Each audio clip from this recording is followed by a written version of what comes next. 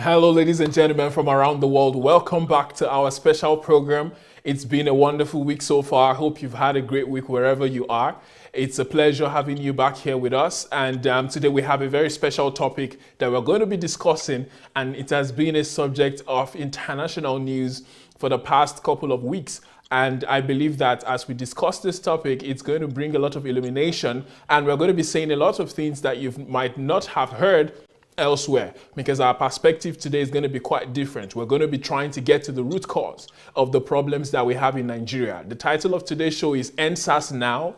It's a question because that's what everybody seems to be running with. There's a hashtag on social media, everything is going viral, and a lot of pictures, a lot of Nigerians are in the streets. For the first time, there's an awakening among the young people in Nigeria, and they are calling for change. So we have a special guest all the way from Nigeria who is going to be talking to us about the things he has personally experienced. He's going to be talking to us about solutions, and I'm also going to be talking about some things that I think can help to make this movement to result in something concrete, in change that we can actually substantiate, not just the emotional throes of what it is that we're enjoying at this point. Because beyond what it is that we're protesting for, we need tangible results, we need tangible goals. And I believe that at the end of this meeting today, we would have provided some specific solutions that we think will be able to help in police reform, in bringing about less police brutality, and bringing about the safety of the Nigerian people, and bringing about a soothing end to their pain, to their suffering, and to their heart cries, at least to an extent from an ideological standpoint. And we believe that as long as these things are implemented, there is no way that we will not have progress. So I believe that we're going to be taking some calls probably towards the end of the show. So stay with us. Please share this link with your friends. This is going to be an extensive debate. Most of what people have been doing all throughout the week has been tweeting, short videos here and there, but we want to really delve into the topic today. So please join us and stay with us. Share it on your timeline, share it with your friends, send it to your inbox, share it on WhatsApp, wherever you can. Please share these links because we really need you to join us here today as we discuss this very important topic of SARS. All right, without much further ado, I'm Joshua Amatare, and I'm going to be welcoming my guest all the way from Nigeria, Mr. Israel Balogun. Hello, Mr. Israel. Welcome to the show. Thank you very much, Mr. Joshua. Or rather, welcome back to the show. Thank you so much. All right, so how are we doing in Nigeria today? Well, we are doing fine. We are coping. We are trying to bring sanity to our society, demanding for a better nation. And I'm hoping and I'm believing that we will get it right and do it once and for all, so that we will not need to start again where we stop. All right, so before we delve into the topic and begin to talk about solutions, can you just give us a rough, give us a narrative, or give us an opening of how this End SARS movement began? Now, SARS is the Special Anti-Robbery Squad, so we need an overview of how this whole thing began in the first place and how Nigerians suddenly woke up for the very first time, at least our generation, finally woke up and took to the streets to call for change. So what began all of this, and how did we get to where we are today? Okay, SARS has been for a very long time, actually. SARS was established around 1985, and it was a response to armed robbery that was on rampant in Lagos State then. Now, at that point, armed robbers were going to people's house.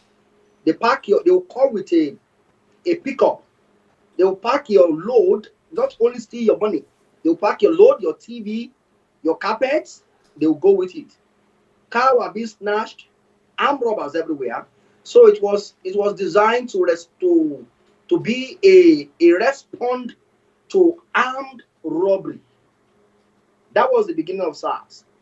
So as it progressed, a lot of things come into it, and then the people who are put in that sector because they were assigned to fight armed robbery, killing was not issue of importance. It's not big deal.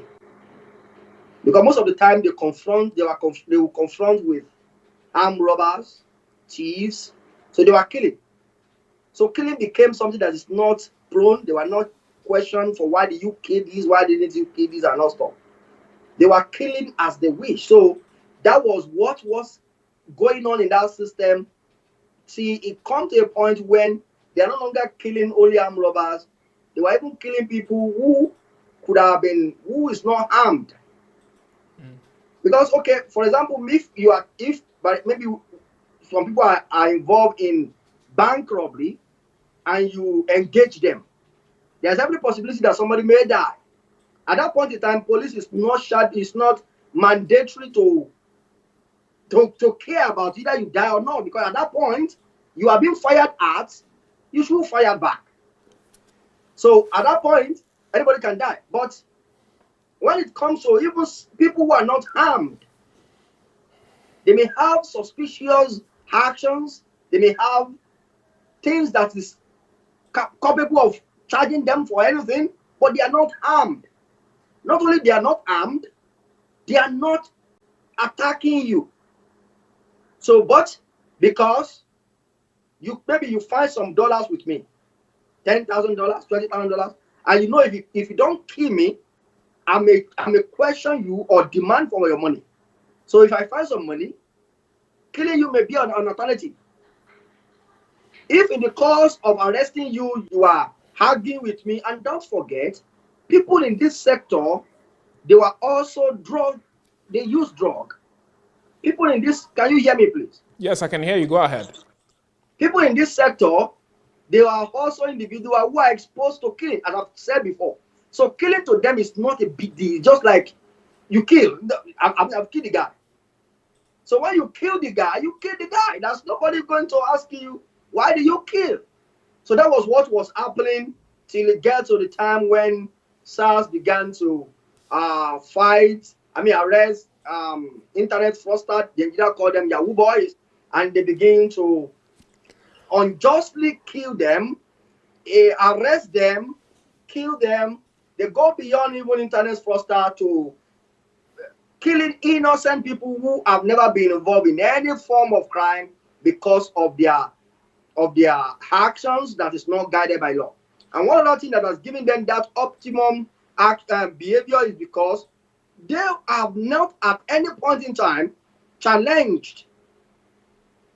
There was no punishment attached to their action most of the times. So most of the time when they kill, it's like I kill. And so, okay, look, when we get to experience, I will tell you some of the experience I have had with police, not personally as me, but some of the things they have done that I've seen. If police is doing this, this has to end. And I'm going to be also telling you that not only SARS that is doing what I just said to you, there are many other sectors in police system that is also doing many of these uncalled for actions. So the outcry of the people in Nigeria today was as a result of overdue pain inflicted on many Nigerians through these officers. Or let me say, it's a combined pain, not only from SARS, but from epilepsy, electricity, from bad road, from insecurity, from bad economy, from different problems that we may have as our concern. The birth of this outcry actually came from there, but we have opportunity to now vet the anger on one sector. So that sector that actually come around at the time we are looking for a place to vet it happened to be SARS. And then many people have been killed so far, but this last guy was killed in Delta, and it was recorded by his friend. His friend put it online, and that was what triggered the demand. But before then, there was also this kind of outcry everywhere, but that one ended on Twitter. That was what we first create #EndSARS. It went viral, I think around 2018 or 17. 2017, it went viral. We were making it. Everybody was saying EndSARS, but it ended on Twitter. But this time, the celebrities start making videos. The celebrities started making videos and said, people have to come out, protest, and demand to the end of this. So that was the little beginning. And that's how it gets increase and increase and increase and increase. Today, as of yesterday night, you want to see the number of people who gather at Tollgate Lekki is massive. And there's no one called leader among them. No leader among them, you said? Yeah, no one can say this is our leader. Everybody, Wow. whatever. Okay, we'll get to that later. So now that it is that they're there with the EndSARS hashtag and they're calling for an end to SARS, what exactly is it that they want? Because from what I saw on the 11th of this month, SARS was officially disbanded. So what exactly are they still doing out there on the streets, and what is it that they're calling for, even after officially the president has told the commissioner of, or the inspector general of police, I think his name is Ahmed Mohammed, to disband SARS, and he said it has been done. In fact, he gave a 5-point agenda, and he said these are the steps that are going to be taken as SARS gets dissolved. So why are these people still out there in the streets, and why is the crowd even growing, like you said? Okay. What the people ask for is end to SARS, not change of name. The response of the government was not the same as what the people are asking for. People are asking that put an end to SARS means that that sector must be dissolved. In other words, if you will come up with any other method of fighting crime or armed robbery, it should not be in the same form of that sector. So what government did was, and the Inspector General of Police was not wise enough. It's not wise. He wasn't wise. He had a meeting with somebody who was invited, let me say, because I don't think he represents them. He was invited, and people channeled their request through him to the Inspector General of Police, and then he spoke to the person today. The next day, they announced another name. Yeah, I think it was SWAT now, I think. Pardon? SWAT. It was SWAT. They announced another name called SWAT. And what does that suggest? We only delete the name you don't want. We put another name. The same people, the same killers, the same corrupt officers are still the one you want to put in this thing called SWAT. And some people said, no, this is not what we're asking. We're asking to debank, to stop any form of SARS operations. Operation of SARS that allow them to go on the road and stop and search your bag. That was actually, it was stated in that IG statement that there will be not such of the thing before. But that happened to be only mass talk, because they've said it several times. I've had the PRO of police saying that no police have the right to check your phone, but if you don't give them your phone, you will catch a bullet. Who said that? He said? Who said that? No, I said I had the PRO announcing to Nigeria that no police have the right to check your phone. Okay. But I said, if you don't give them your phone, you are going to catch a bullet. Okay, now I understand. Okay. What people are saying is the president should give an executive order that put an end to operation of SARS, not to change the name of SARS from SARS to SWAT. In other words, that same sector of police that was set up in 1985 should be scrapped. Okay. Should be removed totally, uprooted.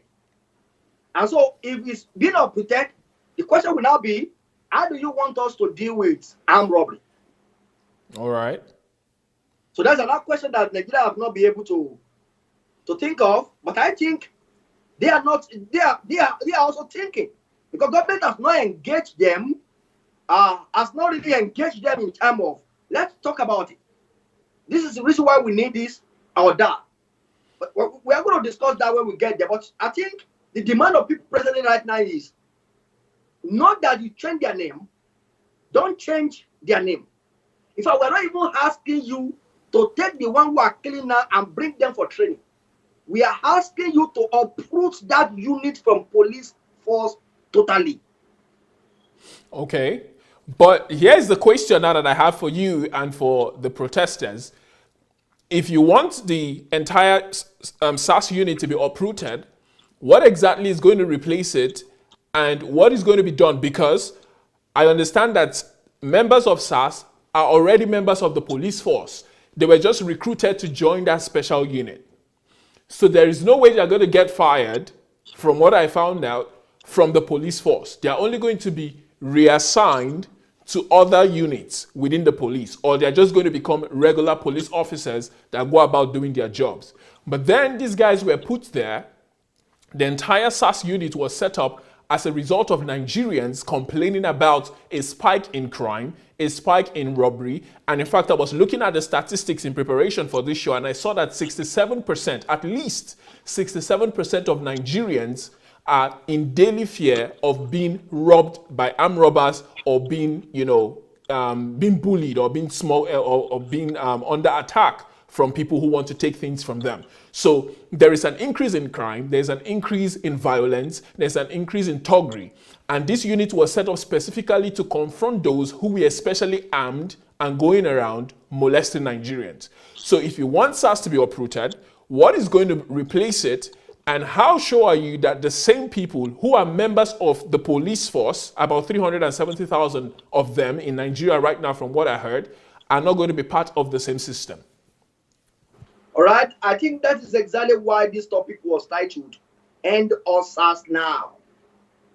Because if you are going to deal with this problem, we should stop dealing with reacting to emotions, actually, because it is painful.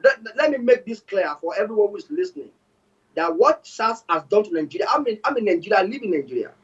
I'm not part of the bonjus. I'm not part of the rich. I'm a part of the on the road guy. I understand what it means. I know what it means. There's nothing about SARS. I know what it means. But if you want to deal with this problem, we should deal with it holistically. We should logically fight the battle. We should achieve something at the end of the day. Because if today President announced that any unit called SARS has been uprooted, we have not achieved anything. Good. We have only done what I call pleasing our emotion, and then that will not end the problem we are addressing.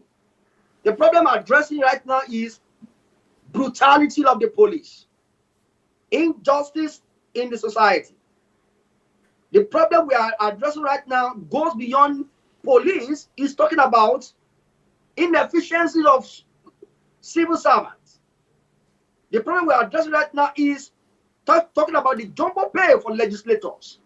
These are the problem that SARS represents. SARS is like a typical example of every sector in Nigeria. And if anybody has a sector in this country that he or she think does not have the nature of SARS, you should mention it in the comments or call after this program to tell us one. And when I say sector, I include it to be within church. Because if I could be powerful enough to slap you, and my member will clap, that give it to her. And then I can slap you and go scot-free. Nobody will ask me why I slapped that girl. That is the form of SARS in the church. When I say every sector, I'm talking about health sector. Health sector where somebody collect blood from people. If your wife is giving birth in public hospital, you have to give blood. You will donate the blood before you will give birth in that public hospital. You mean on that day that she's giving birth, or before that day? Before that day, the husband or relative of the wife will donate blood. Okay, because just in case she needs it, right? Just in case she needs it. Okay, so, during the delivery. During the delivery. But most times, maybe 100 people donate blood. Apparently, maybe 2 or 3 people may need it. But do you know the blood bank officer collect 100 bag of blood, she will only record 13 and sell the many blood to private hospitals. Wow. That is a SARS right there. That is a SARS right there. Do you know that an ordinary man who is in charge of oxygen in general hospital will collect money from different clients and share same amount of oxygen you pay? He will share it with 5 clients. And in the course of sharing it, some children were dying. I have a friend of mine who could have lost her daughter. If not, the guy was so vigilant enough. Every child that dies, he noticed that they were taking oxygen away from them. And the child will die. So he was asking, why do you take oxygen away from these people? He said it has been exhausted. That the oxygen they pay for has finished. When it comes to his own turn, his own child was about to need us. He was giving oxygen to that girl. Suddenly, the guy that removed it come again wanted to remove that oxygen. The guy insisted that he want to see that oxygen has finished fully. He discovered the oxygen has not even reached half. So a guy can kill other people's children because he needed to make money. That is SARS. You want to talk about immigration? You want to talk about custom? Should I go into politicians? What do you want to talk about? Every one of us, individually, we have the nature and the form of SARS in us. So we need to look at the problem holistically and deal with it. We need to deal with the problem holistically. And how do we deal with this problem? Is to look beneath the fueling points of this problem. So when you come back to SARS right now and say, remove and disband SARS, the unit can be disbanded. The unit can be uprooted as we want. The people who are part of that unit will be reposted to different units to continue performing their police activities. Would that end killings? No. Would that put an end to brutality? No. What should we therefore demand?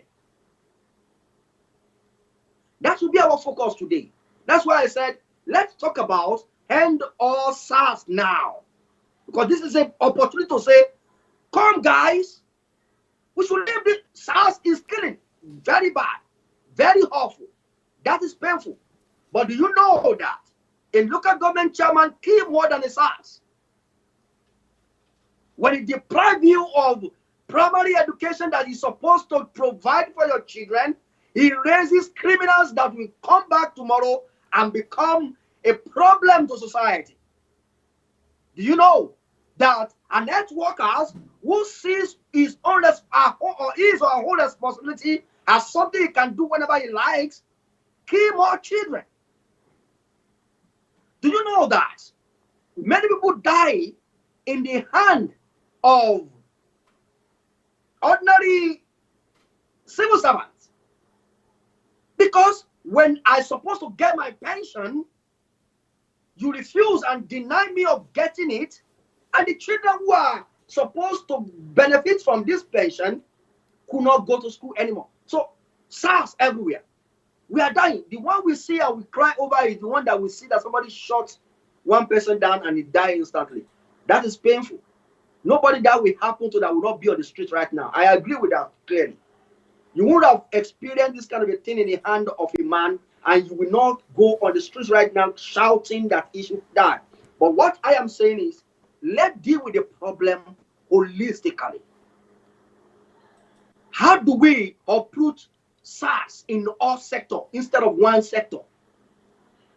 How do we do that? That is what we should be talking about. That is what should be our focus right now. Thank you.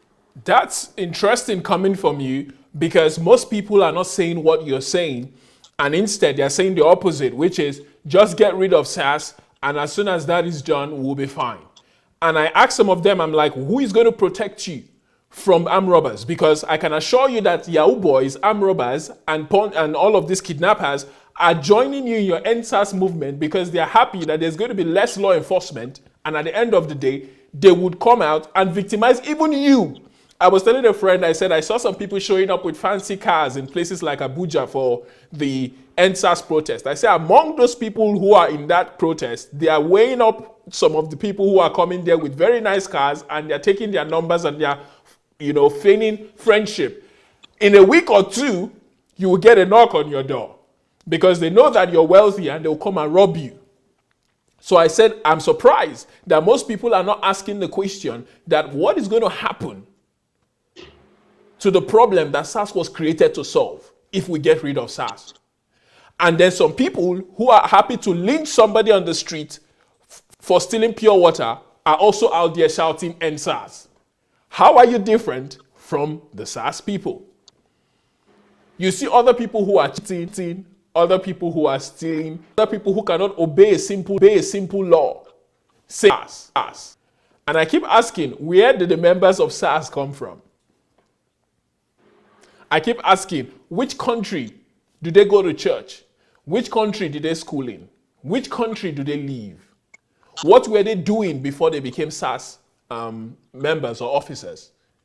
Were they not members of the Nigerian community? How did things get this bad? So nobody seems to be going to the root cause. Everybody seems to just be looking for a cosmetic solution of getting rid of a name or getting rid of a group. And I said, it is not going to solve the problem because these same people are members of our society. They are the products of the Nigerian environment that we've created for ourselves today. And if that is not addressed, tomorrow, no matter what unit you come up with, they will have the exact same problem. In fact, they might even be worse than what SARS is doing today. I also was asking a question. I said, how many of the people who are saying "End SARS" are willing to become officers themselves, are willing to join the police, take up their guns, and put their lives on the line on a daily basis to protect their fellow Nigerians and do it the right way? Because it's easy to be an armchair pundit saying, hey, that guy is not doing it right. Are you willing to get into the arena and become an officer to keep Nigeria safe? Because we cannot say crime is not on the increase in Nigeria. You cannot say violence is not on the increase. How do we stop crime in Nigeria? I don't seem to see anybody talking about that in the news. Everybody is just saying "End SARS" because of the abuse that some of them have carried out. And then I was wondering, I said, why is nobody also asking for what majority of the SARS officers have done over time? Because when I did research, I saw that SARS has helped to eliminate a lot of criminals from society. And they've helped to keep a lot of people safe. But then nobody is perfect in the sense that no organization is perfect. There are always bad eggs. So are we now going to say we're going to throw the baby out with the bathwater and say because some few people are bad, then we should throw the entire thing away? What now happens to the vacuum that is created by this SARS that has been eliminated? So I'm open to hearing the solutions you have because most Nigerians just want cosmetic solutions that tomorrow would wash off and then we'll be left with the same foundational problems that have led us to where we are. Life is about cause and effect. SARS is an effect, it's not the cause. SARS is only a product of things that have gone wrong in society that has been there for decades. So please tell us, what are some of the solutions that you've thought of? Because you can see that the problem of SARS is endemic. It's not just about the police force. It's in every sector. And I believe that everyone who is listening to me right now will agree with me that whether it's the police or in the hospitals or in the schools, we have terrorists. We have SARS every single place. The mentality of SARS is everywhere. I was asking a friend, I said, you're afraid of SARS, right? He said, yes. I said, does the fear you have for SARS differ from the fear you have for your lecturer in the university? A man who would tell you that if you don't do as I say, or if you don't, bribe me, or if you don't do this, that, or the other, which is going beyond the scope of what you have to do as a student, he will say you're going to repeat a whole year, and it's terrorizing you, making you to live in fear. I say, how is that different? And he laughed and he said it's true that because in schools we have people who are living just like SARS. The difference is that they don't have guns yet.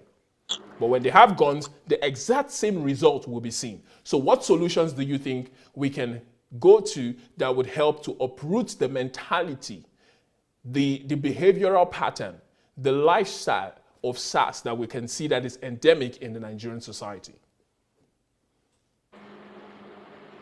Hello, can you hear me, sir? Yeah, I can hear you.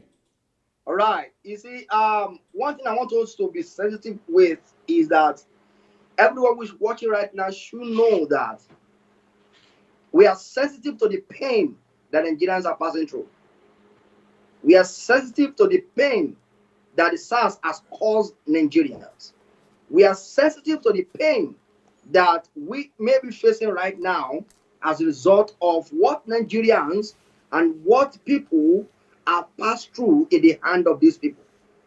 So therefore, from that angle, you should not think this is just to talk about supporting the actions and the extrajudicial actions of Sars. That is not it. But this discussion is about wanting to reshaping our view about how we should fight this battle, how we should end it once and for all, why we should request for something bigger than dealing with the branches that will eventually pop up. It will come up, it will grow up very soon, and whenever a branch grows up, it grows up more powerful, more stronger than the one cut off from it. So that is exactly why this discussion is coming up. And we say look at it from different angles. We have opportunity right now to demand for something bigger than merely SARS. And so we should remember that SARS is a product of our society. There are no foreigners in SARS. Everyone in SARS today, they are all Nigerians. And they represent Nigerians. They represent us as image. That does not mean all of us behave like them anyways. But when you see them, you know this is image of who Nigerians are.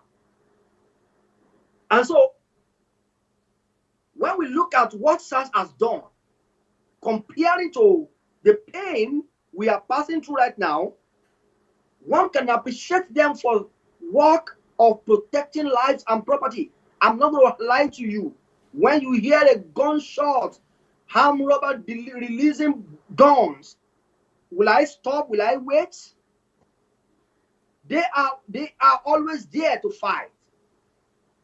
We also look at it from the angle of taking the life of one person who's an innocent is painful to the whole society. Therefore, what should we do?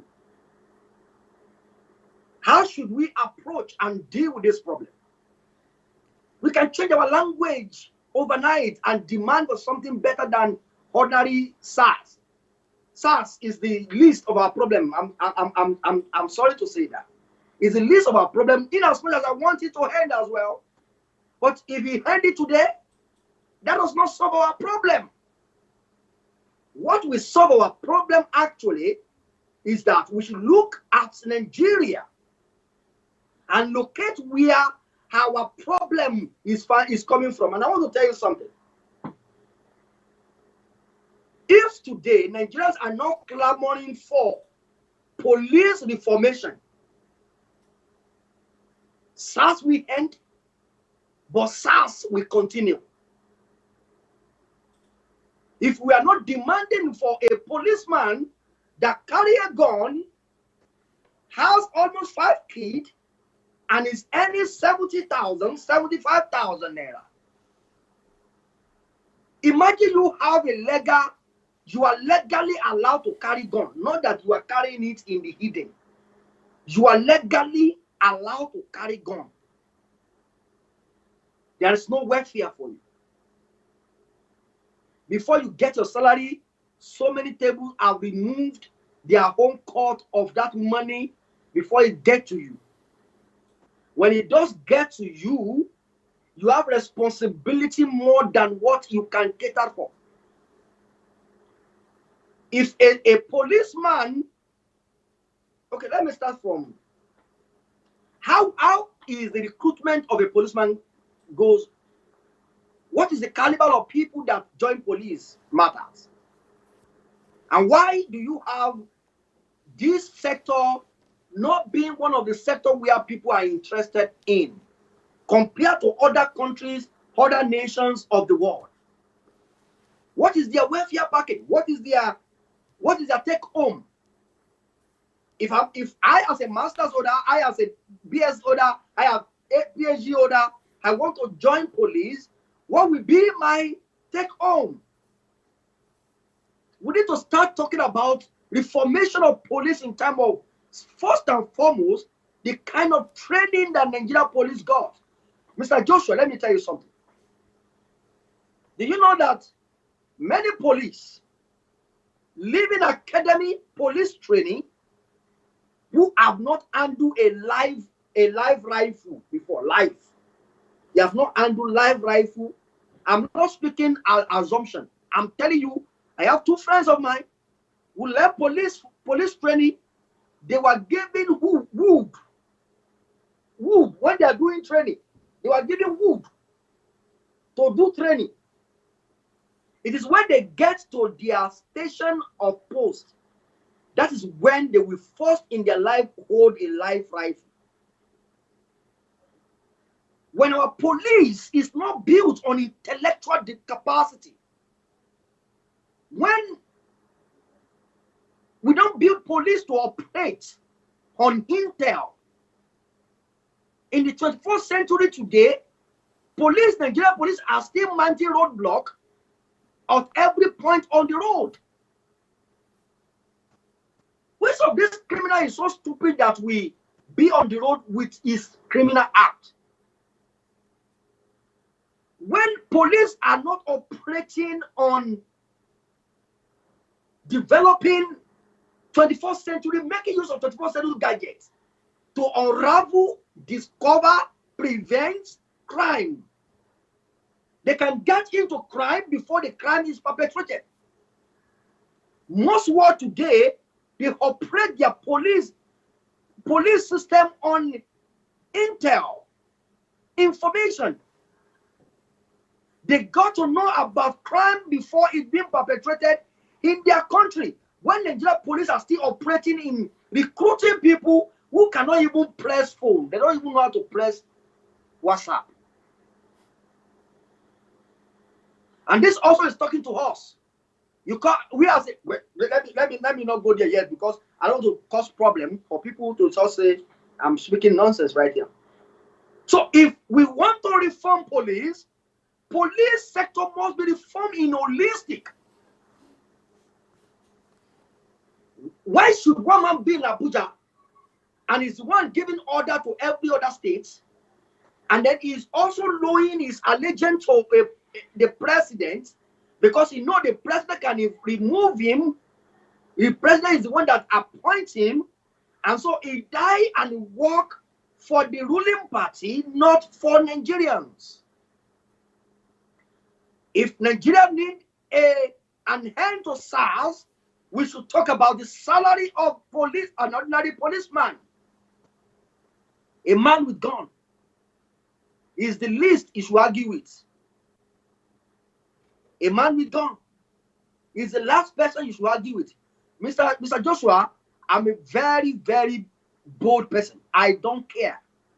But when you hold gun, I want to submit to you until you take me to station. When you are in the station, when I know if you kill me here, it will be another story entirely. Then I will start my drama. But you caught me in the bush. You ask me for anything. We talk. Yes, sir. Because you release that gun and you kill me.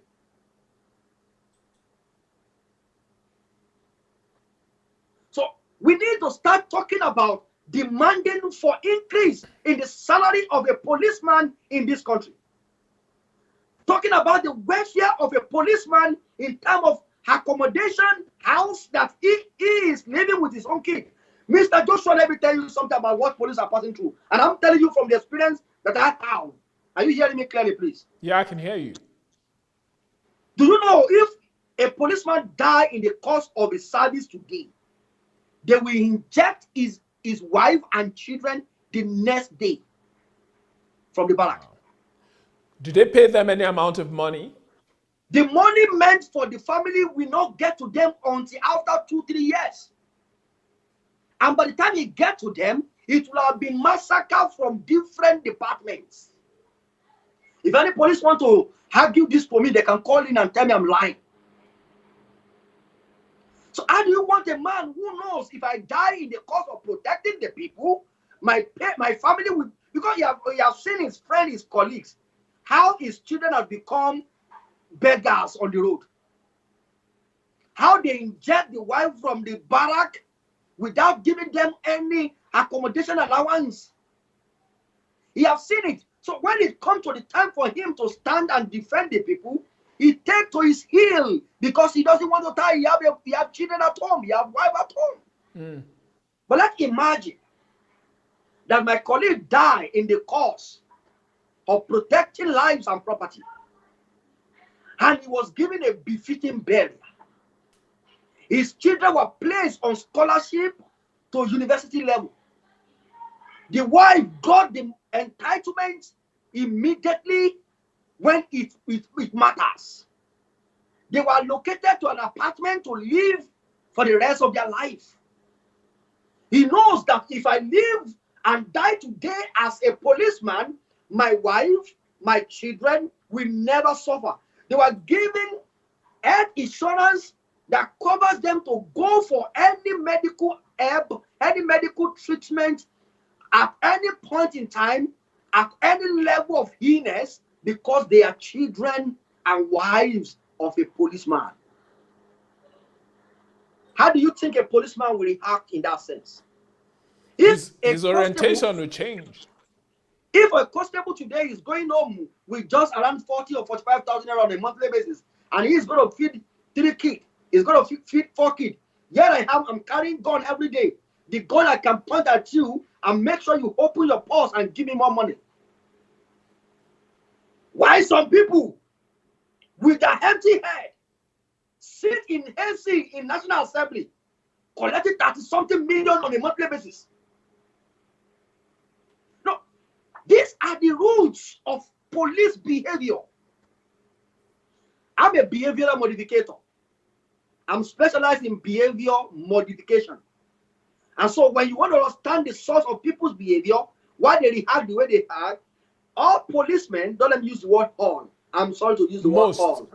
But most policemen are not psychologically fine.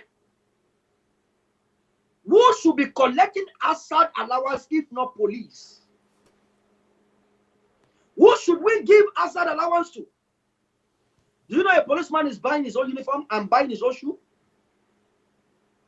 Do you know a policeman are looking for money to fuel their car when they are going for an operation? Wow. A policeman is one that will hustle.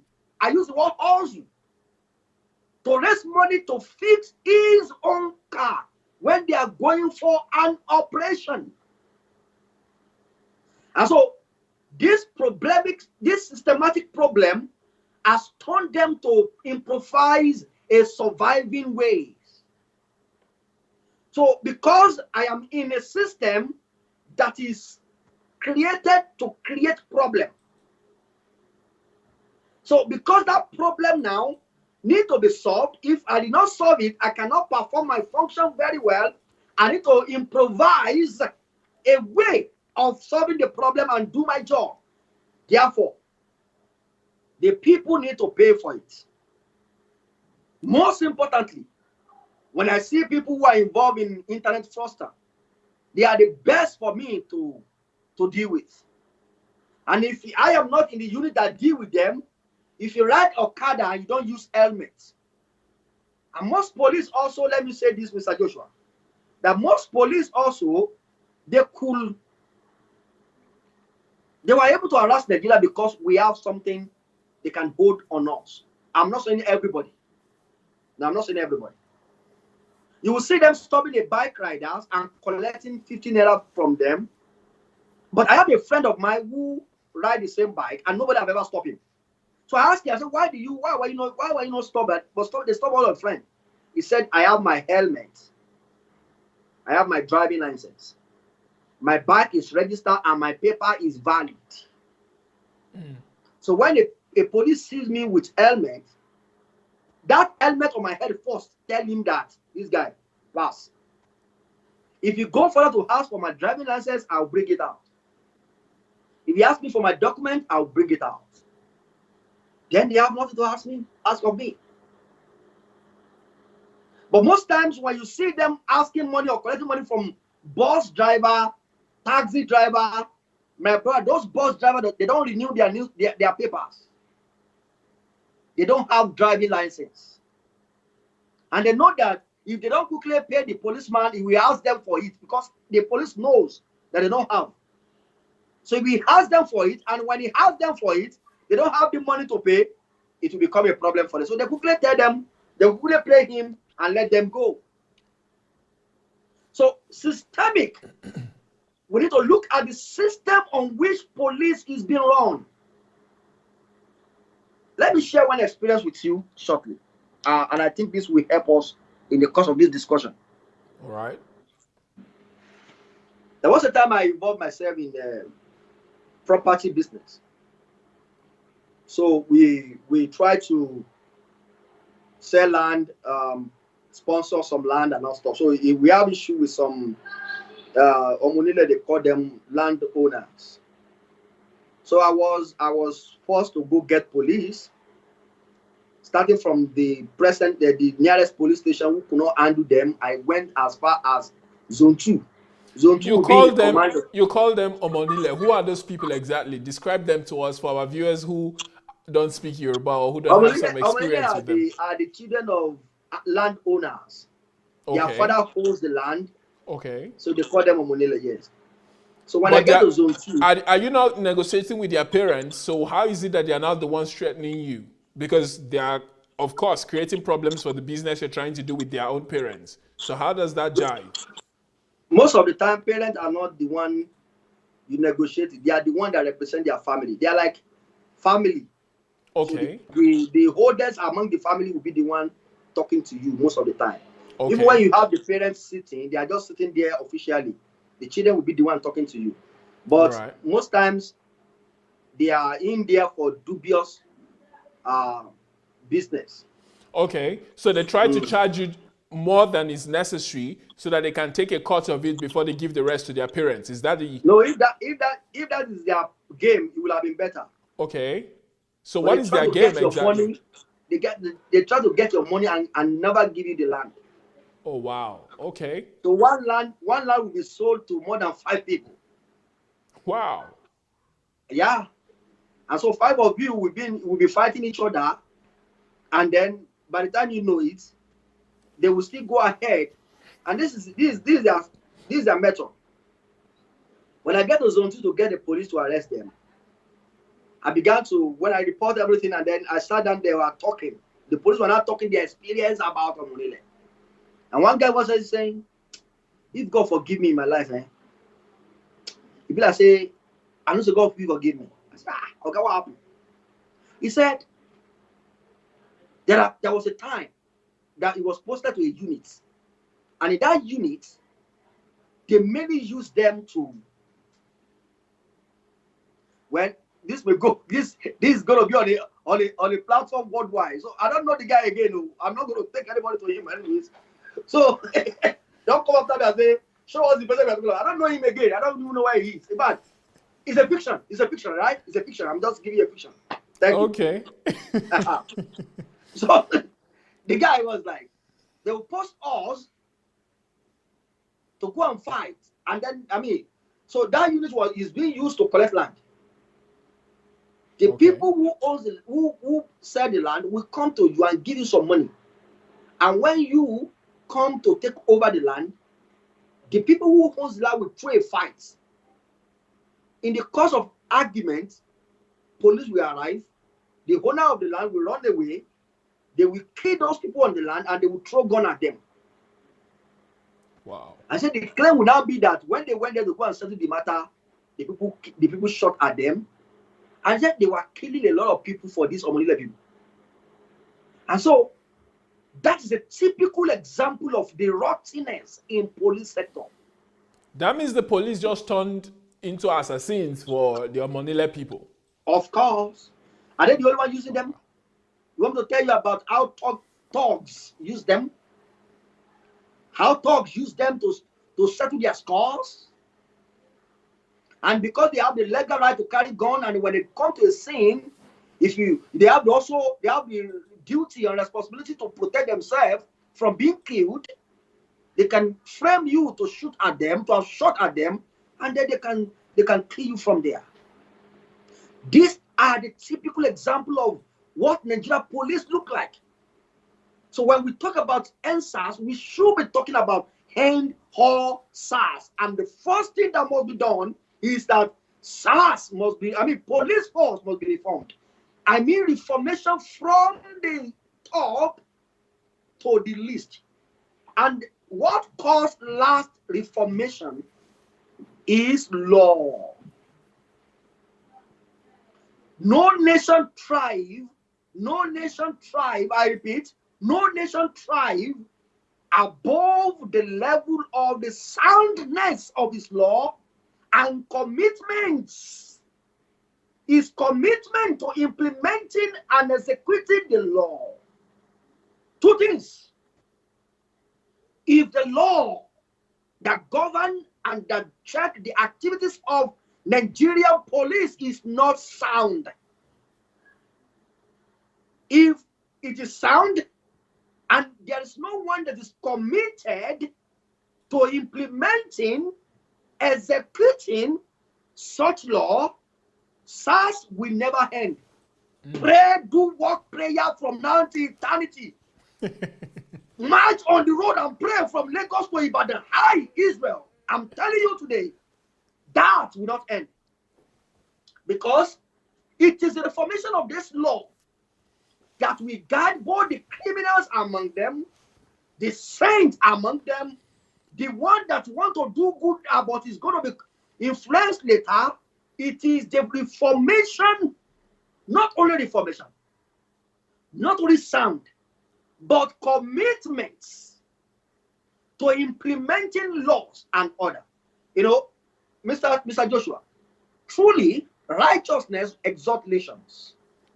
But when we speak about righteousness in Nigeria, we speak about it from the perspective of religion. We really speak about it that a nation can achieve righteousness by making sure that his law curtail and check excessiveness of his citizens. When law becomes a tool of attaining righteousness, people live right. We cannot achieve 100% of human uprightness without God internal change. But God internal change for 200 million is not certain. I'm sorry. In fact, you may not be able to achieve internal change for 10 million. But God in his wisdom gave man mind to develop laws and order that will govern and curtail, check, and make sure his citizens behave in the manner through which he wants them to behave. And this also implies to police force. If a police, there's nothing called justice here if you are not a friend with a police. You can only get justice if you are on the good side of their story. Yeah, because they are law enforcement officers. They will enforce the law on you, and they will make sure you get what they desire you, what they want you to get. But that is only happening because we run a system that allows you to manipulate the law you are supposed to uphold. We run a system. If a policeman can throw a gun to me, how should that become a tool to convince me in the court of law? When I can run a lot of biometric tests on that gun and know who has used it last, where it was used last, who handled it, who had it. They can determine the first time I touched that gun. Have you ever been to police cell where they keep people? Nope. Have you ever seen a police station itself? Where police, you can't put human being in such environment and you expect them to behave normal. It's definitely going to be an abnormal behavior wherever they go. An average police is naturally aggressive. Without any reason, they just get angry. And so, if we are not psychologically reforming police, I've mentioned so many things now. I've told us we have to reform in time of from the top to down, I've told us we have to check the law, the welfare of policeman, the salary, and I'm talking about a psychology must be working with police. And I'm not talking about psychology, just I'm a psychology. I mean psychology department must work with police, because a man who owns a gun must be emotionally balanced all the time. He must be emotionally balanced. He must be emotionally balanced. You can't be holding a gun and you're not emotionally balanced. You are not psychologically stable. You cannot make a judge. You know, when you hold a gun, it's a mind of a triple of eyes. You should take a decision. Should I fire or hold on?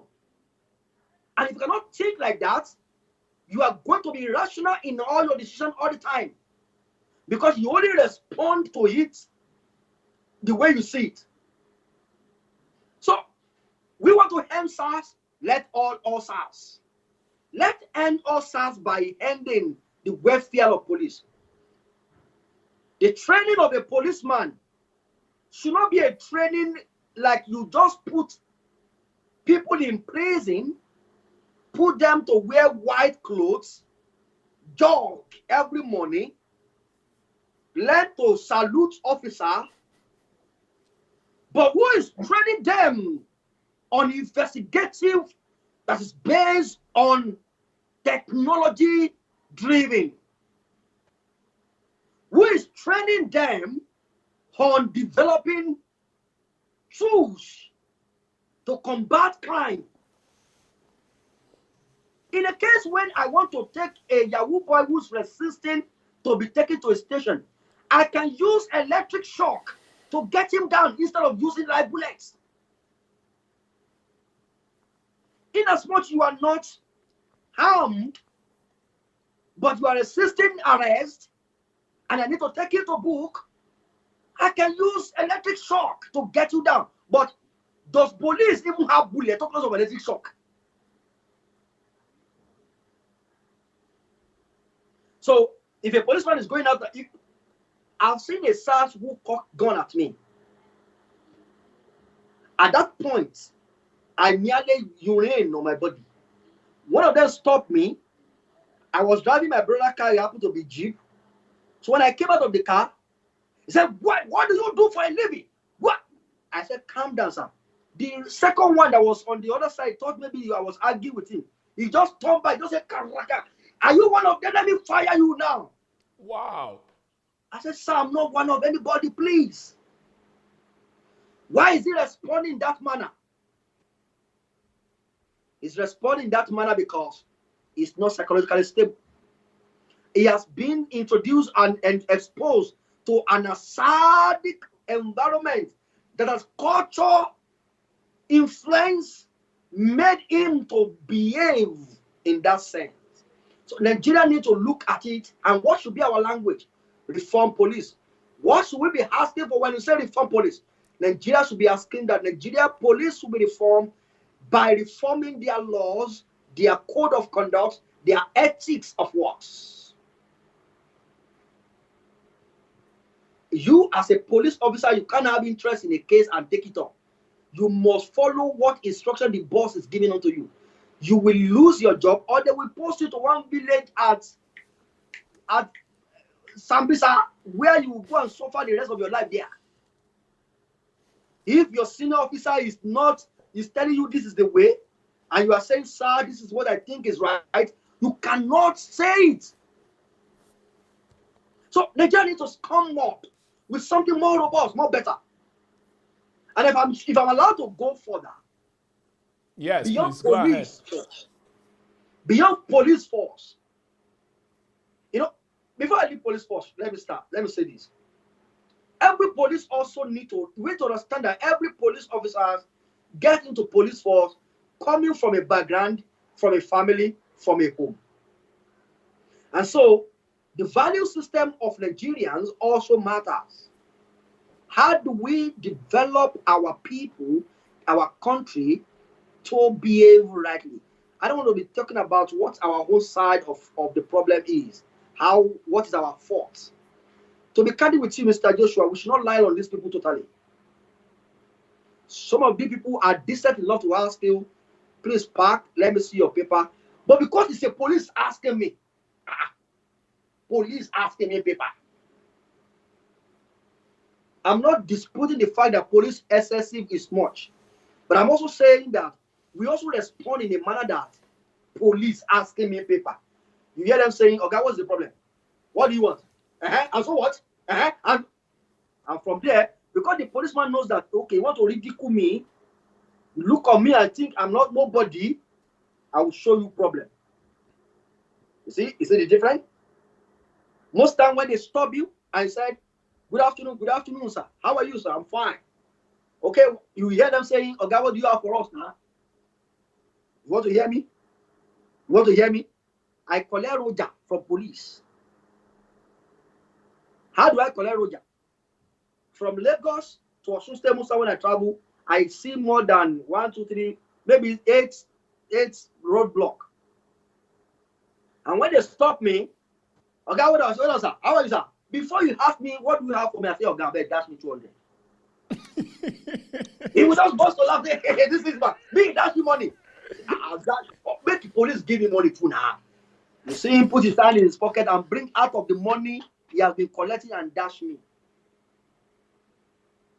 Most of the time I collect money from them.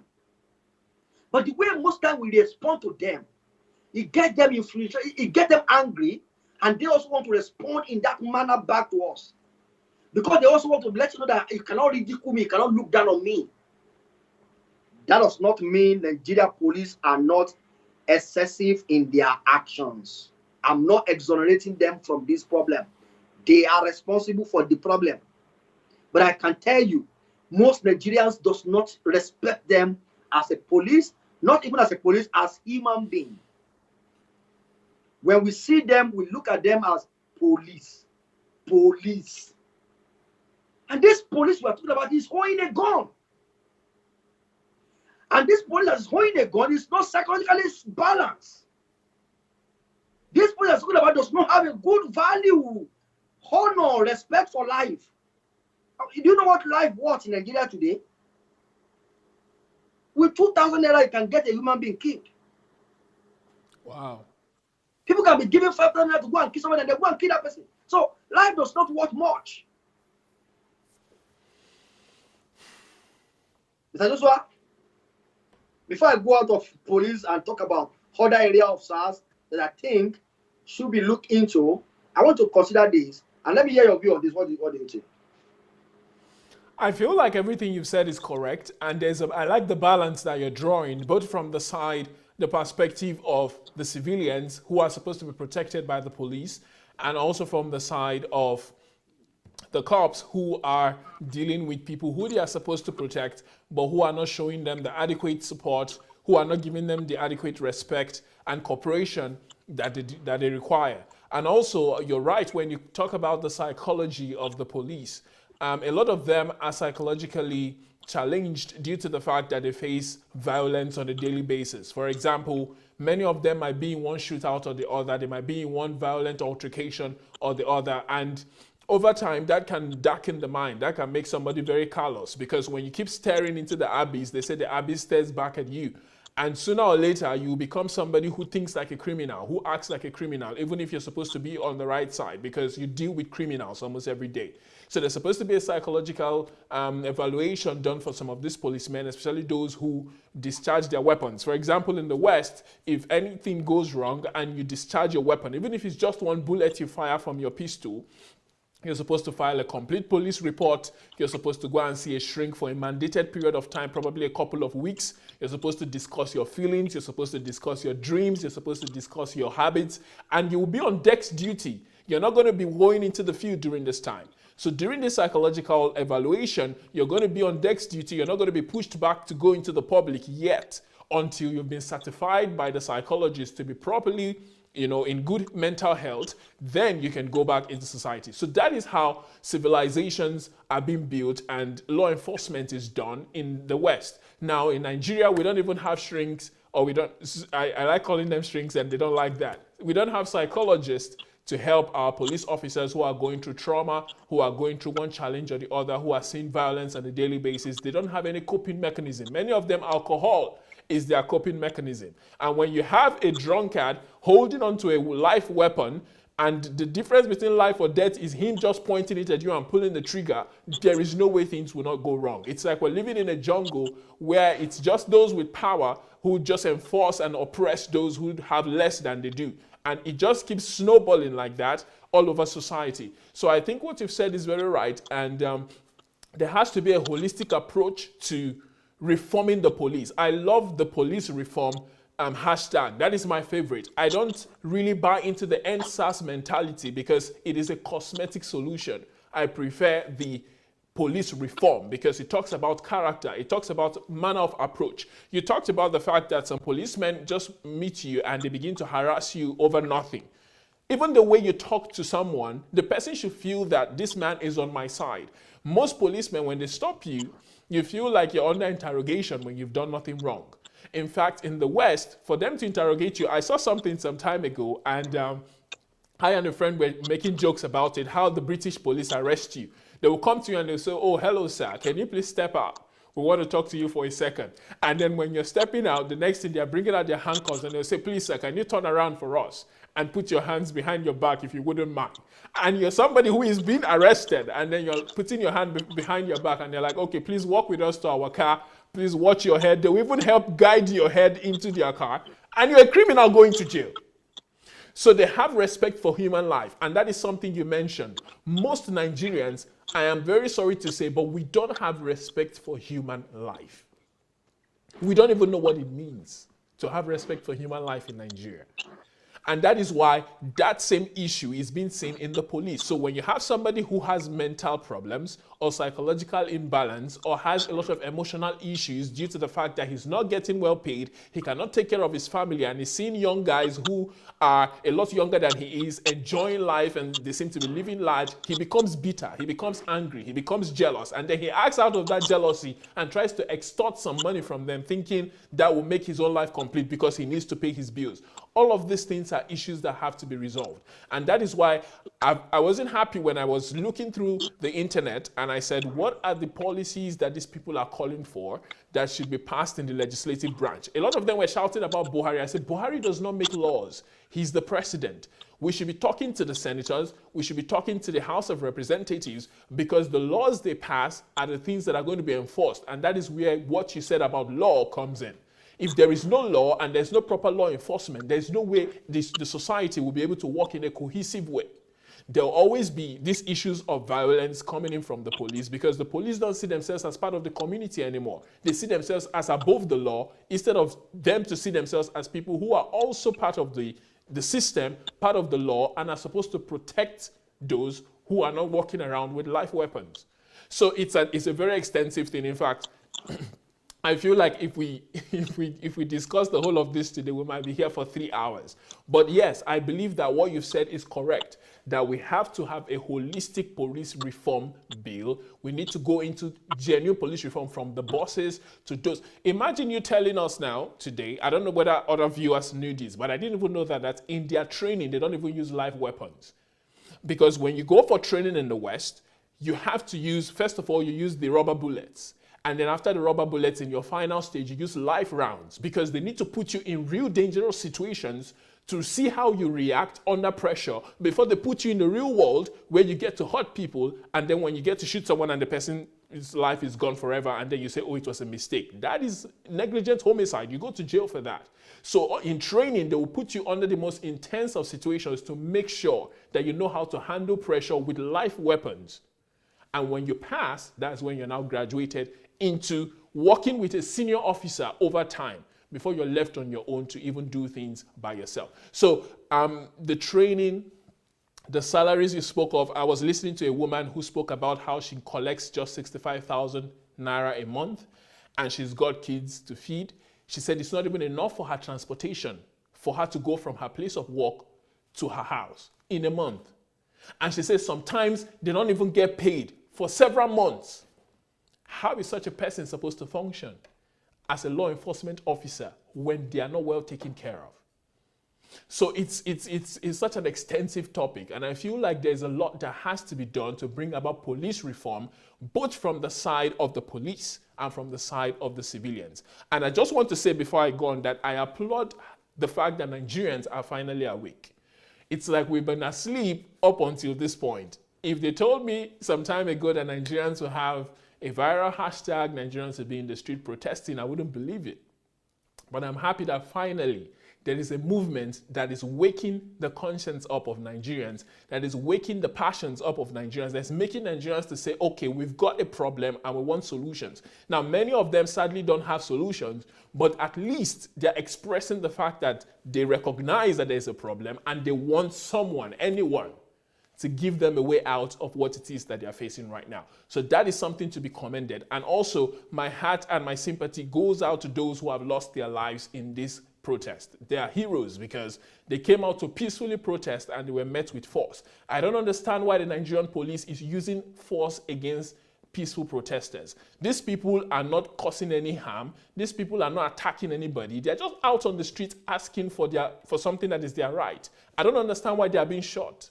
I don't understand why they are being bullied. They should be left alone to protest. In fact, in the West, when you're protesting, the police are there to protect you because protesting is part of your right as a citizen of your country. You have the right to have your voice heard.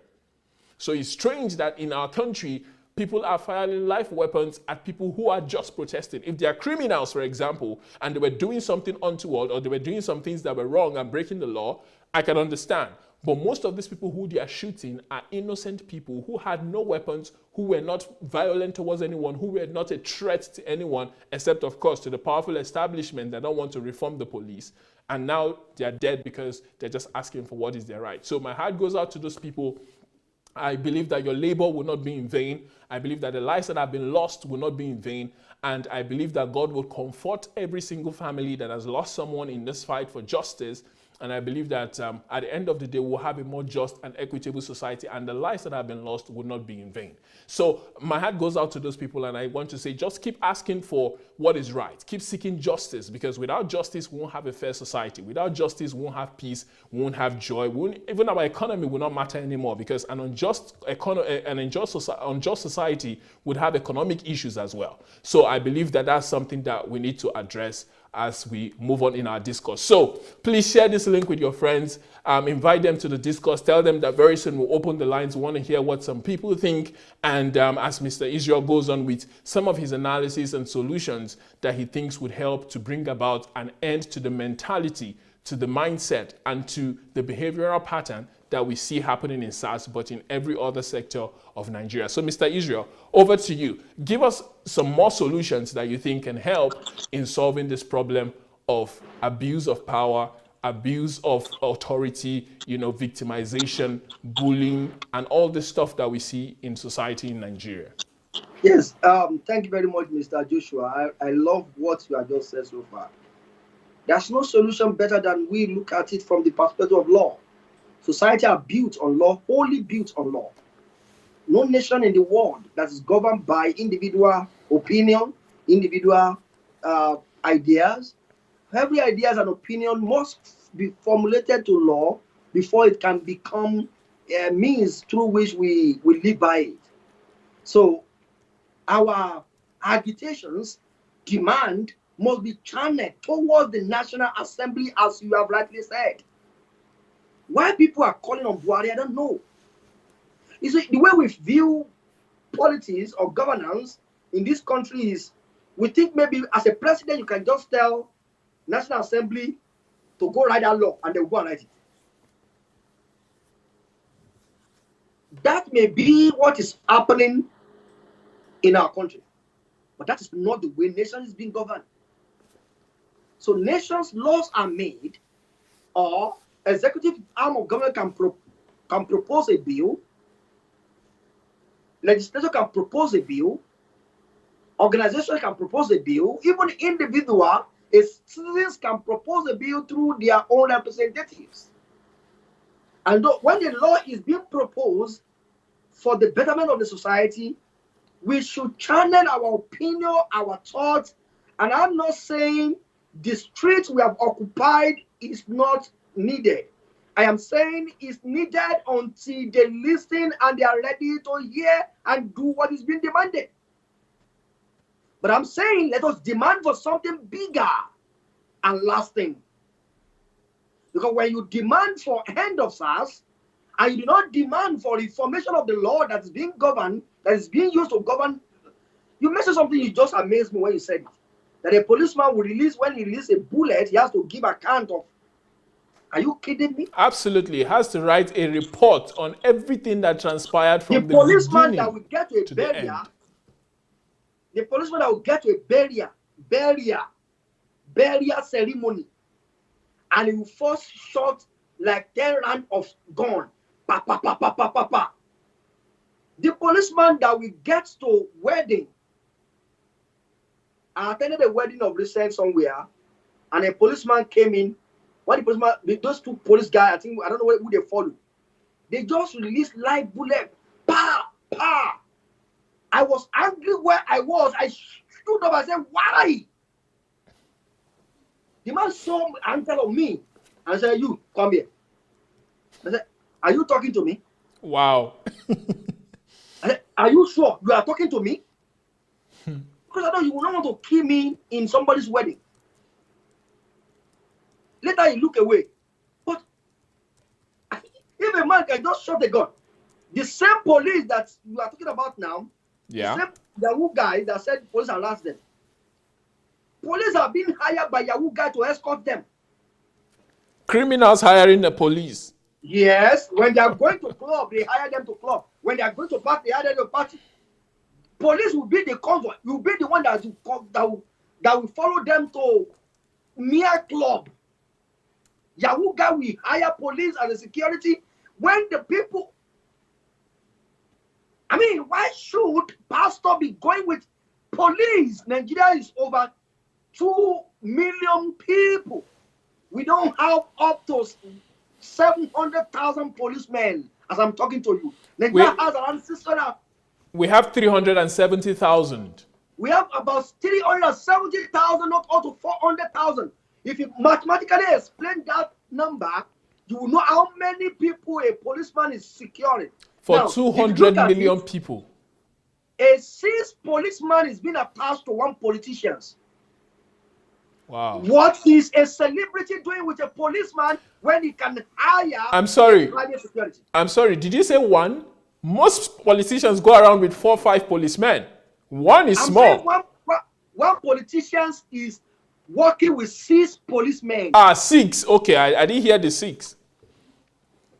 Okay, 6. What is the duty of a policeman guiding a pastor? A pastor will be hiring the whole convoy, the whole bus, the whole van of police following him. And the same police will be beating the citizen he's supposed to protect. What is that the fault of is that of what police should put an end to? Today you will hear IG withdraw all police from the personnel or whatever it is. And tomorrow you will see the policemen with them again. What is the policeman doing with artists? With celebrities? Private. So that means out of the 370,000, we have maybe 5,000 that are already allocated to the celebrities, to the politicians, to the wealthy, and those ones are now not guarding the rest of the population who are already underserved. That's the truth. Because what is a policeman doing? You see a policeman guarding the house of a businessman. Instead of policeman to be guarding community, policeman will be allocated to a businessman's house, not 1 car, not 2 cars, 3 cars will be parking around his house. Instead of policeman to be guarding community. Community now involved where the rich man is living and the poor man is living there, but the policeman is guarding. So what are we talking about? If you end SARS, how do we end this nonsense? And this one's killed more than SARS. And this goes to a foundational problem that we have in Nigeria, which is a materialistic problem. We are very materialistic. If you don't have money in Nigeria, you don't count as a human being. Of course, And that the is definition why, of human being. yes, and that is why 4 or 5 cars will be guarding one rich man's house while the rest of the community is left unguarded. In fact, you might be under attack from thieves. You might call these policemen and they'll say, we are not here for you people. The And then those definition people are of being left human. at the mercy of armed robbers. The definition of being human in Nigeria is basically defined by how much you own and how much you have. So if you want to answer us, we should look at our value system actually. We should place a strict, deliberate decision to change what Nigeria hear, what they see, what they listen to. For the next 5 years, 3 years, 2 years, our media should be censored. Messaging from the pulpit should be strictly placed under censor. Because belief is formulated by what we hear. Even Bible is so clear about it. Faith comes by hearing and hearing. He repeated it twice. You know why? It's because whatever you persistently hear formulates your belief. Whatever formulates your belief determines your actions. And when you are taking action, you are taking it basically from what you believe. And so if we are not conscious about how we feed and what we feed people with, we will have a nation full of materialistic. And let me tell you, the underground value problem of police, apart from law that is not implemented and all stuff, underground value collapse of a police is materialistic. You want to see some houses built by members of Sars, a policeman earning around 85,000, owning a mansion. A policeman that his salary is no more than 90,000, building house worth 25 million naira, driving car worth 5 million naira. Where do you think his feed is getting those things from? There's no honor for you, my brother. You cannot get honor. Not from police alone. I'm talking about even in bank. I imagine how people who have big money in accounts walk into bank and they were specially honored. But the guy who has 750,000 naira, or let me say, the guy who has 7,500 naira walk into the bank and is allowed to go and kill.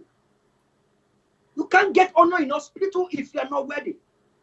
You know, I have this body that command like I'm a big man, like somewhere. No, when I come like this, and I have this kind of clothes I used to wear to that kind of place. When I wear this kind of clothes like this, you would think, good afternoon. I say, good afternoon, good afternoon. You put bars in your voice. That is the language of Nigeria. If you don't put that language, but I begin to wonder, why should I matter because of what I wear or what I have? I should matter because I'm a human being. That is a basic, fundamental problem of a policeman which is coming from values. And that same value, you take that value into policing. And policing for him is a means of becoming wealthy. Yep. And so a police is a legalized Yahoo boys. He waits for you to get the money from your maga and he strikes to collect it from you. He's waiting for his share. Many of these police have their own internal member amidst Yahoo guys that give them information. Hey, sir, Shayo is collecting money on Monday. Say, yeah, thank you. We'll block Shayo there.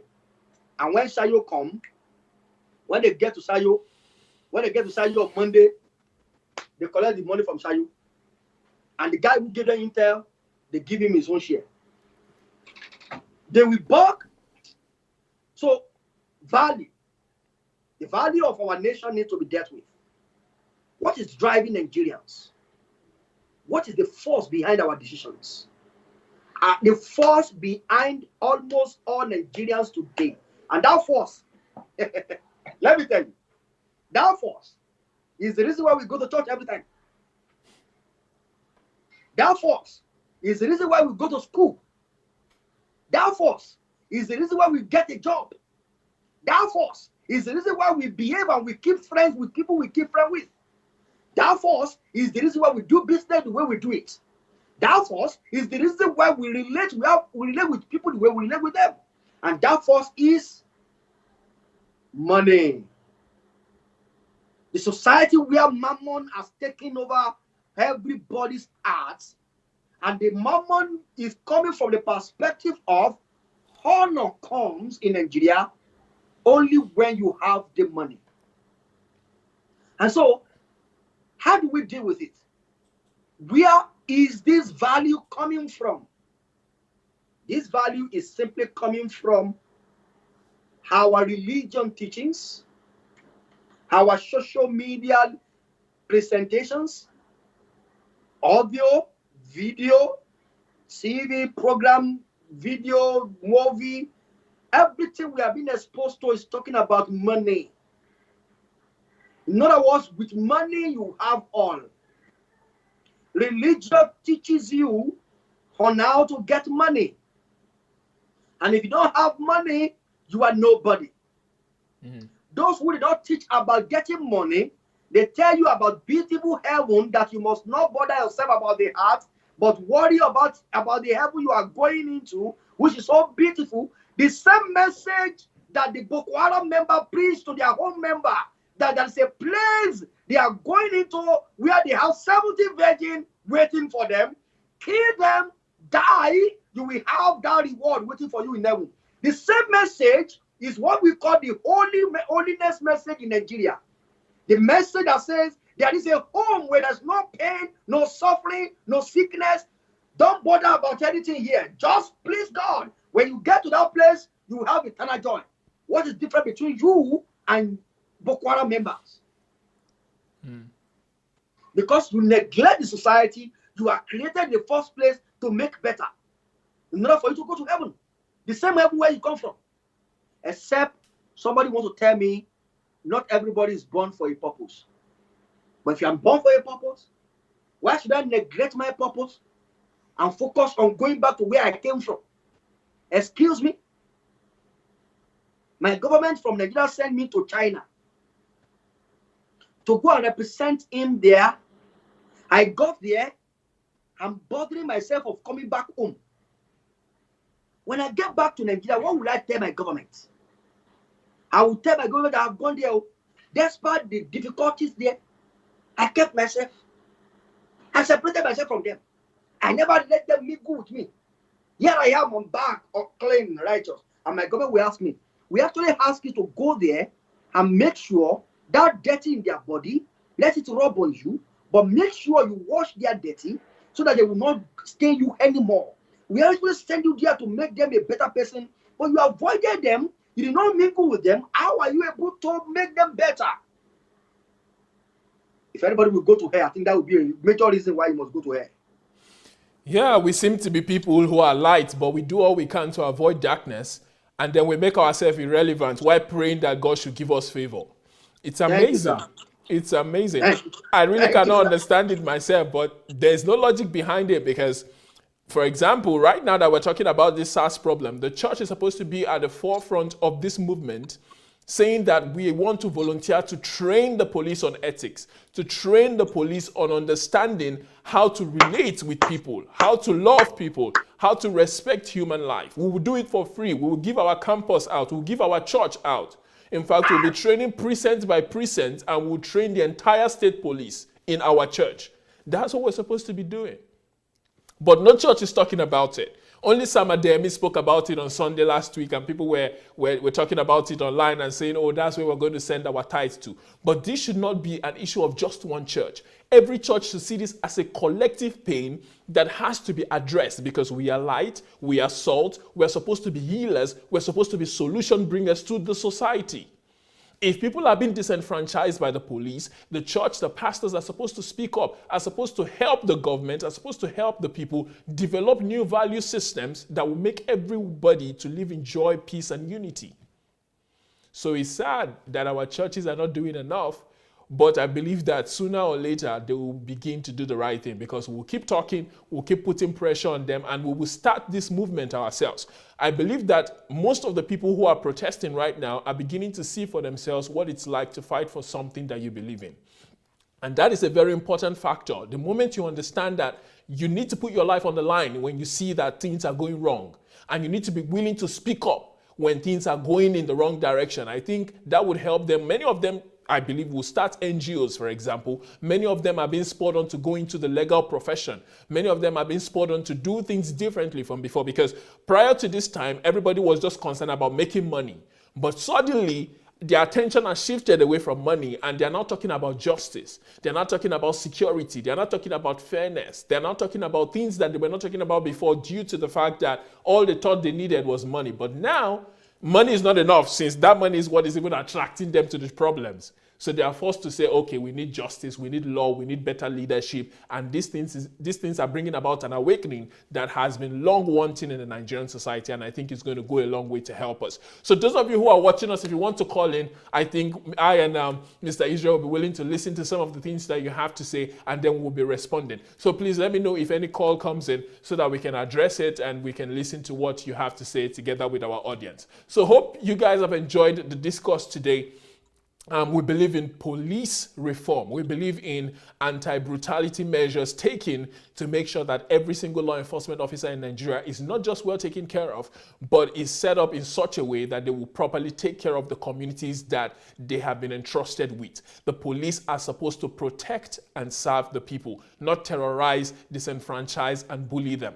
If we have a police that is not functioning like it should, it's because something is foundationally wrong with the Nigerian system. And that has to be addressed from the standpoint of a value system. In the family, like Mr. Israel has said, there has to be value systems taught. In the church, there has to be value systems taught. In the schools, there has to be value systems taught for the kids. Kids need to be taught the value of human life. They need to be taught what kindness means. They need to be taught what love means. They need to be taught what caring for others means. They need to be taught what selflessness means, because we live in a very selfish society where a lot of people just think of themselves alone and they don't think of the interest of others. This has to stop. Nigeria cannot prosper as a country if everyone is selfish, if everyone is thinking of themselves alone and forgetting that their neighbors, they're supposed to be their neighbor's keeper. And that is one of the problems that has to be addressed from the standpoint of our minds. If we don't transform our minds, if we don't transform our attitudes, if we don't transform our way of thinking and our way of acting, in spite of how many SARS movements we start and end through protest, we will not make progress as a country, because we will keep producing the same results if we don't stop doing the same things over and over again. I think it was Einstein that said the definition of insanity is doing the same thing over and over again and expecting a different result.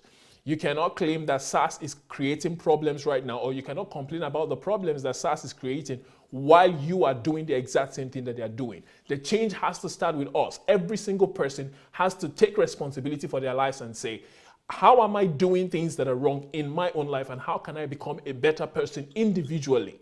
Because most of the people in SARS, probably they were told in training. I was listening to a police, I don't know, Mr. Israel, did you see this video of a police officer who was telling them that, have you forgotten the training that you had in the academy? He said they were trained in the academy to let armed robbers go if it means taking an innocent life. Did you see that video?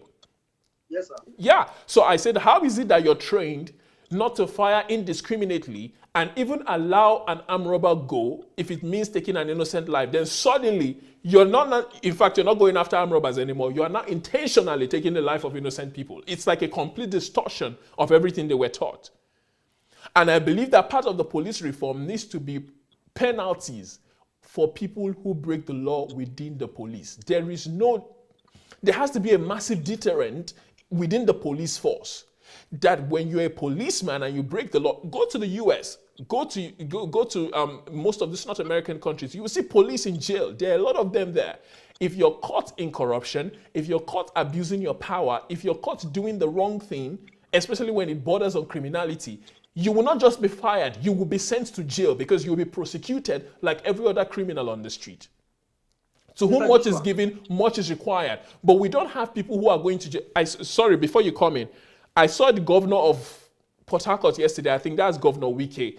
He was talking about the fact that the last panel that they had, they were able to find out some of the things that were wrong with the police system, and there were some policemen, in fact, who were found wanting. And they said they've given their names for prosecution, and nothing has been done for a couple of years now up until today. So he was challenging the vice president, who came out and said that it is the governor's responsibility to reform the police and to, follow through with most of all of the things that the SARS protest members were asking for. So he was pushing back and saying, we're not going to set up another panel when the results from the last panel we've not seen. And in fact, the things that we prescribed and the things that we said should be done have still not been done. And you're telling us to set up yet another panel. He said, who is going to pay for it? So I see that even within our government, there is no cohesive or there's no coherent message. We're hearing a different thing from the federal government. We're hearing a different thing from the state government. And even the protesters don't have a unique message aside from end SARS. Okay, we've ended SARS. What next? How do we make this change systemic? How do we make this change concrete so that everyone feels it and knows that sincerely something has changed? We don't just want people to change the color of their uniforms. In fact, SARS were not wearing uniforms before. I think the only change now is they're going to start putting on uniforms as normal police officers, and it's back to business as usual. So nothing really has changed, but there has to be a transformation of the mindset, of the way, of the modus operandi of the police in Nigeria if we're going to have peace and prosperity. What do you say to that? Mr. Joshua, the major thing I was hammering on is there will be no end to brutality in Nigeria police force, or there will be no better nation called Nigeria except we look into our law and the medium through which we execute, interpret, and implement the law. Because this law is the key upon which nations is being governed. And that's why I was saying that if a policeman knows that if I kill you, nothing will happen. The worst that has ever happened was my colleague who did it was demoted. That has been the worst. They call somewhere, they call it slaughter. Is it slaughter or? There's a name they have for it in anywhere you see command, or they call it area F or something like that. They have name for that kind of place. The moment they take you out of your cell to that slaughter, you are going to be killed. Wow. The moment they call your name and they take you to that slaughter, it's fire. They will. I was in a police officer's car. He was calling a car wash. Is that about? And they bring my car. I mean, don't want to be the way yesterday way blood stay my car. Jesus Christ. I said, wow. When he dropped the car, I said, sir, you said what? So one stupid guy just they mess around me. I kill him. I drag him body better than motor. See blood. That's this point. He stay my car. He was talking as if he kill a goat. Even to kill a goat, you must take caution. But this is continually happening because nobody is being sanctioned, punished for such action. Until we begin to make law and implement the law, making sure anyone who break the law is duly punished. By the time you see 2, 3, 4, 5 of your colleagues that are now sentenced to life imprisonment, that will send a very strong warning to every other person. And lastly, I want to say this. For vice president to say that the state government has the right to do this and that, do you know what it means in Nigeria? That a governor cannot tell a commissioner to carry out something he cannot without the approval of the Inspector General of Police. The chief executive of a state cannot, if you are not in the good book of the commissioner, instruct a commissioner on what to do. A commissioner must receive an approval from the federal. If you ask a commissioner to investigate a case, and if that case you are asked to drop that case from the federal level, from the Inspector General of Police, from even Assistant Inspector General of Police, what do they call it now? AIG. AIG usually be the head of zone They cover 2 states. If they're the one that asks you to drop the case, you will drop it. So what are we don't have it.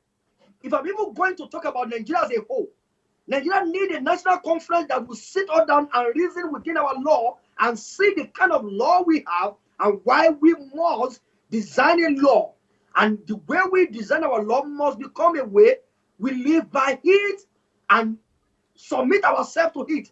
This country is a mess because our law has little power. You can't take anybody to court and be sure of justice. There's no way you can. If you don't have money, you cannot even forget about it. Who are you? You don't have money. So this is systemic problem that we are facing in this country, and here we are today with the problem of Sars brutality, and that is happening in every sector because the same system problem that we have in Sars is the same problem we are having in every sector. And the way out is values of Nigeria must be dealt with. The law that govern our system must be revisited, and people within police must be taken care of, their welfare, their salary. Then we must start introducing psychologists into police system who will be working hand in hand with police officers. Thank you very much, Mr. Joshua. I think you're welcome. I want to read some of the comments that we're getting on Facebook. Francisca Umbabwe says, that's the solution, value system. Hope I pronounced your surname right. Mabel Chingwe says, values, values, values. And somebody else says, this is deep.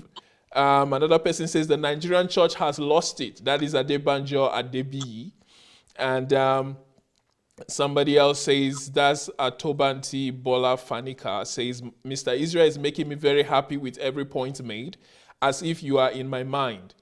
And Bomi J says, church don't have ethics. You can't give what you don't have, period.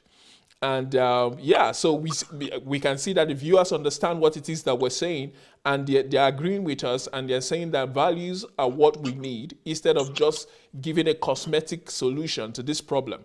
And the School of Life in Christ says, yes, so true. Value system must be taught in our schools. We are the change we need.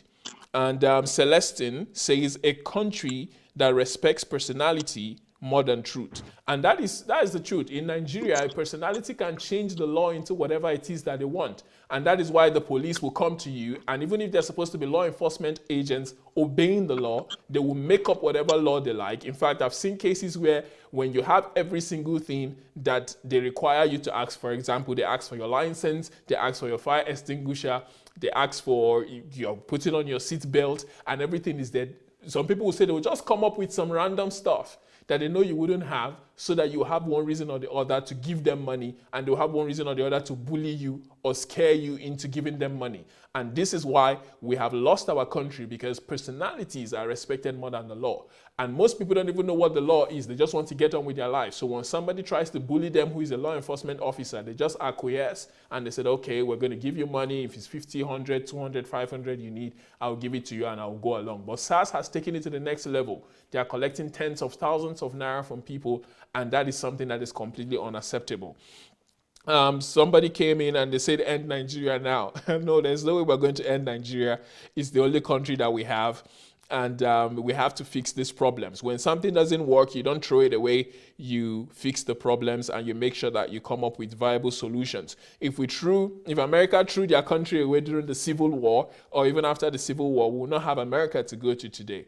And yeah, every country has had to go through tough times, and they had to come up with solutions that would help bring about change in their own nations. And that is how they were able to become giants of the world today. So Nigeria is a country that is in progress. We just celebrated our independence, and a lot of people were saying we've not made much progress, but I believe that conversations like this, movements like this, are how change is brought forth. But there has to be a goal, there has to be a focus, there has to be request, there has to be demand placed on the government and on ourselves on how we're going to make progress. For example, I was saying that if people are willing to take on these leadership positions. I said, if Buhari comes up today and says, hey, I want to step down and I want somebody else to take over, I said, who would Nigerians even put forth and say, okay, this is the president that we want. Nigerians cannot even agree on who they want to run the country because everybody seems to have their own idea of how things should be done. And we have to come together, form a consensus, especially the young people in the street, and come up with a viable platform that we can run on in the next election. Now, I feel like Nigerians are not ready per se to have these detailed conversations. What do you think, Mr. Israel? Because their emotions are still running high from the Sars, and I don't think many of them are willing to listen to detailed plans or are willing to listen to the nuances of what it takes to form policy and to bring about viable solutions that are going to be put into place long term, not just something that will happen immediately, because these things don't happen as quick as most people want it to happen. Brilliant point right there that you just said, and I think I'm going to be coming up with another program on this section of your discussion. I want you to know this thing today, that the generation we are complaining about are peradventure better than our generation. The generation we are calling thieves, they are peradventure better than our generation. Because governance is not about one man becoming the president. It's about a team of people with skills and experiences, with committed heart and integrity, who are willing to take responsibility for a nation and transform that nation. Even if you are a dictator, I don't have the right team with you, you cannot achieve anything. So governance is more than you just being a president. And I'm saying, I don't think, from my own opinion, Nigeria youth should vie or should try to become president for now. No. I rather want them to support individual with experience, with integrity, who is not around. I'm not saying you should be old man, but not our generation actually. But Nigerian youth should begin to think about taking over the Senate and the House of Rep. If you have just, last election I was saying that, let's imagine Sowore is in Senate House right now. Let's assume that we have Duro Toye in Senate. And those kind of people who came out, who are contesting for presidency, let's assume they take it upon themselves to go into Senate. These people will put a president on a hot seat. It will be either you perform or we kick you out. Let's imagine Nigerian youths are willing to take over and hijack Senate, House of Representatives from these present people. Excuse me, Nigerians who are listening to me right now. Our problem is beyond Buhari. Our problem is because we have a representative who are docile, who are not active, who are short of idea, who are short of innovations, who can be bought, who can be paid, who are only submissive to godfatherisms, not because they care for you. They are there because of their own personal and their own party interest. If you to take over that parliament, put a dummy as a president. I mean, the most stupid human being, put it in the position as a president. It will be a game of, it's either you perform or we kick you out. If Nigeria really wants the weapon to change the nation, we have to start from is to focus and hide that Senate. And when we hide this, when I use the word Senate, let me use the word National Assembly. When we are able to hijack that place, we'll be able to bring to an account many people. Many organizations can be invited by this same body. They can be investigated by this same body. They can be prosecuted by this same body, or they can be handed over to the prosecutor to prosecute them. by this same body. And this same body can checkmate the activities of a president, can do a lot to make our country great. But all we are talking about is next president, as if a president can do anything without having a control of the Senate, of the legislation body. A senator only, a president only can negotiate. He can only negotiate. He cannot just wake up and say, Senate must do this and they will do it. But why are we talking about president being the president? I don't know. I'm not saying there are no people who can become a president, but I'm saying with level of our political influence in this country, as a youth of this country, with the level of political influence, we are still short. We are still not there. And for you to be a president and take over the position of a president, you need to have some certain of influence politically. Because you are talking about winning in North, in Daura, in Sokoto, in Kabansha, in that village of Omuduke, in Omuduru, in Akwa Ibom, different places you must be able to win there.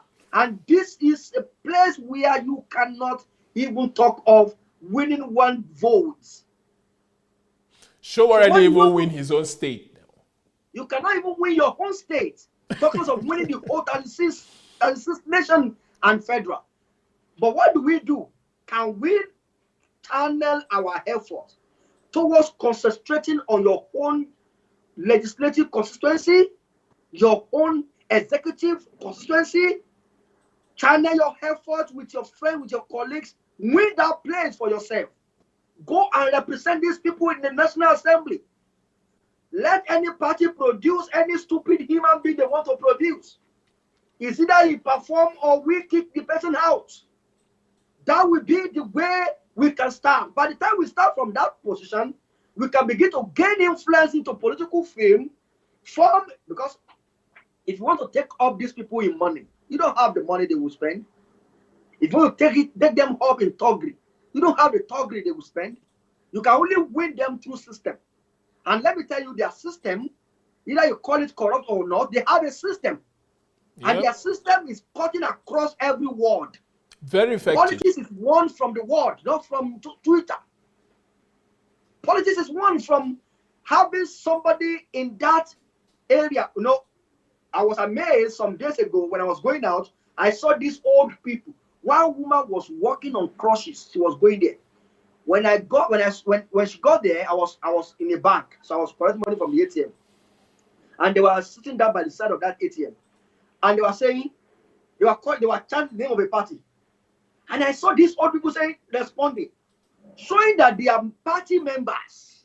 These old people, this mama cannot read or write. This mama does not hear English. But we that can speak English, that can tweet, we are never a party member. We never attend any party meeting. Politics, positions are won by having connection to this kind of a team. To the grassroots. So these people are shouting the name of the party, APC, and they were responding. These old women with Ankara on their body, who are walking on the crutches, who could not read or write, they were party member with party card. Their vote counts. That is system. And that system keep on putting them in power perpetually. How do you achieve your aim? By using their system to change the society. Why do we want to spend money to go and start another party when we can hijack an existing party? Mr. Joshua, don't let me go there. It's still something I'm still cooking. Well, those are some very good ideas, and I think those who have future ambitions in politics want to listen to and begin to implement if they want to really make a headway in that direction. I'm going to come from the area of personal responsibility. If we are going to change Nigeria, we have to start with ourselves. If you cannot lead yourself, you cannot lead others.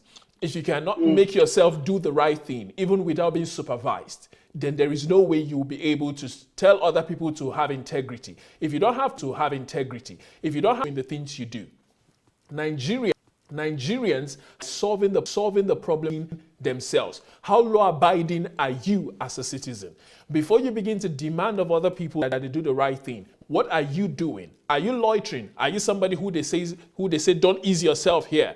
And as long as nobody's looking, you're doing that thing. You're easing yourself in the wrong place. You're throwing trash on the floor. You're disobeying the traffic commands. All of these things is what has made Nigeria the way it is, a chaotic society. I also discovered that Nigeria is a very violent society. It doesn't take anybody time for them to say they're going to slap you or they're going to beat you up. Nigerians don't like having dialogue. We need to bring civil discourse into the Nigerian society and normalize it. We need to be able to debate issues, come up with solutions that are actionable, come up with plans with timelines, and implement those plans. We have to be willing to disagree with each other without devolving into violence and without calling for each one person to be beheaded or to be beaten or to be slapped. Violence does not bring about a cohesive and a peaceful society. We have to be willing to air our differences publicly, discuss them, and then go about bringing about solutions in the end. I hear a lot of people out there today saying, oh, what Nigeria needs now is more guns. We want our own guns as well so that we can fire at the police. No, we are not going to become a civilized society by thinking like people who are from a jungle. And I understand that some countries, especially like the United States, have the First Amendment, but they've lived with that for over 200 years. Nigeria is barely 60. We have to be able to take personal responsibility for our lives, set up organizations, set up systems, develop our values within ourselves, become people of value, and then we'll be able to build a society that respects values. Our schools have to change their curriculum. Within your own school, wherever you find yourself, be an advocate for good values. Be the kind of person you want to see in others. Don't just demand of others that they behave a certain way when you're behaving in the opposite. When I went back to Nigeria, I was telling some people, I said, the police were my friends, not because they were bad, but because of the way I approached them. I said, I understand that these guys might be bad guys to other people, but they were good to me because I handled them in a different way. Now, I'm not saying that they are not bad guys who have done all of the things that they are doing, but I'm just saying you project who you are into the world. You create the environment that you want. If you're somebody who loves law and order, when you see the police, appreciate them. Make them know that you're on their side and make them know you're counting on them to do the right thing, and make sure they know that you're cooperating with them in fighting crime. We can become a better society one person at a time. It's not going to happen automatically. It's not going to happen by just having a messianic leader. Jesus was killed. Nobody is perfect. Jesus was perfect. Still, he was killed by the very people he came to save. So most people who are complaining about leaders understand that till you become a better person, you don't have the right to criticize any leader because you're not better than they are.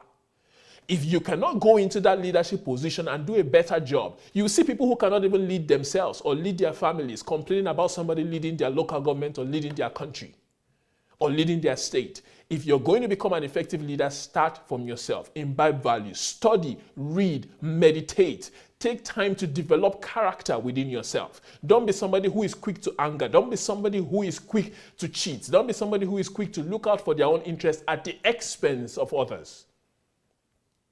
As a country, we need to return to a place of values. Prayer does not just do it. I see that a lot of people were praying. They said they were doing prayer work. Mr. Israel, did you see those people?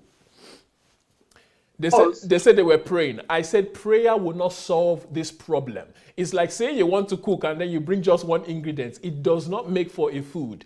Prayer is just one aspect. We need to spend time studying and reading and informing ourselves, changing our value system. The Bible says that we should study so that we can transform our minds. The Bible says through reading, you will transform yourself into the image of God. So the more you look at God's word, the more you're changing who you are on the inside and the more you're becoming like him. Sadly, some of these Sars members belong to churches. They go to church. In fact, some of them might even be paying tithes from the money they are looting from the public. And their character has not been transformed. So we need to stop playing religion and we need to focus on developing good character. In Europe, for example, you see a lot of people who are agnostics, but they don't fight. You don't see them shouting at each other. I was just thinking before this show and I said, since I came to Europe, I've not seen anybody fighting on the street because of an accident. Not one time. I've been here now for over 10 years. I can assure you. I've seen accidents many times. As soon as an accident happens, they don't even move their cars. They come down, they call the police, and everybody stands waiting for the police to come, analyze the situation. They explain themselves to the police, and the police makes a judgment based on who was wrong. They give out the bills, and they give out all of the tickets that are supposed to be, and everybody goes home. No fighting, no shouting, no quarreling. That is the way they function in the West. But in Nigeria, we resort to slapping, to punching, to insults.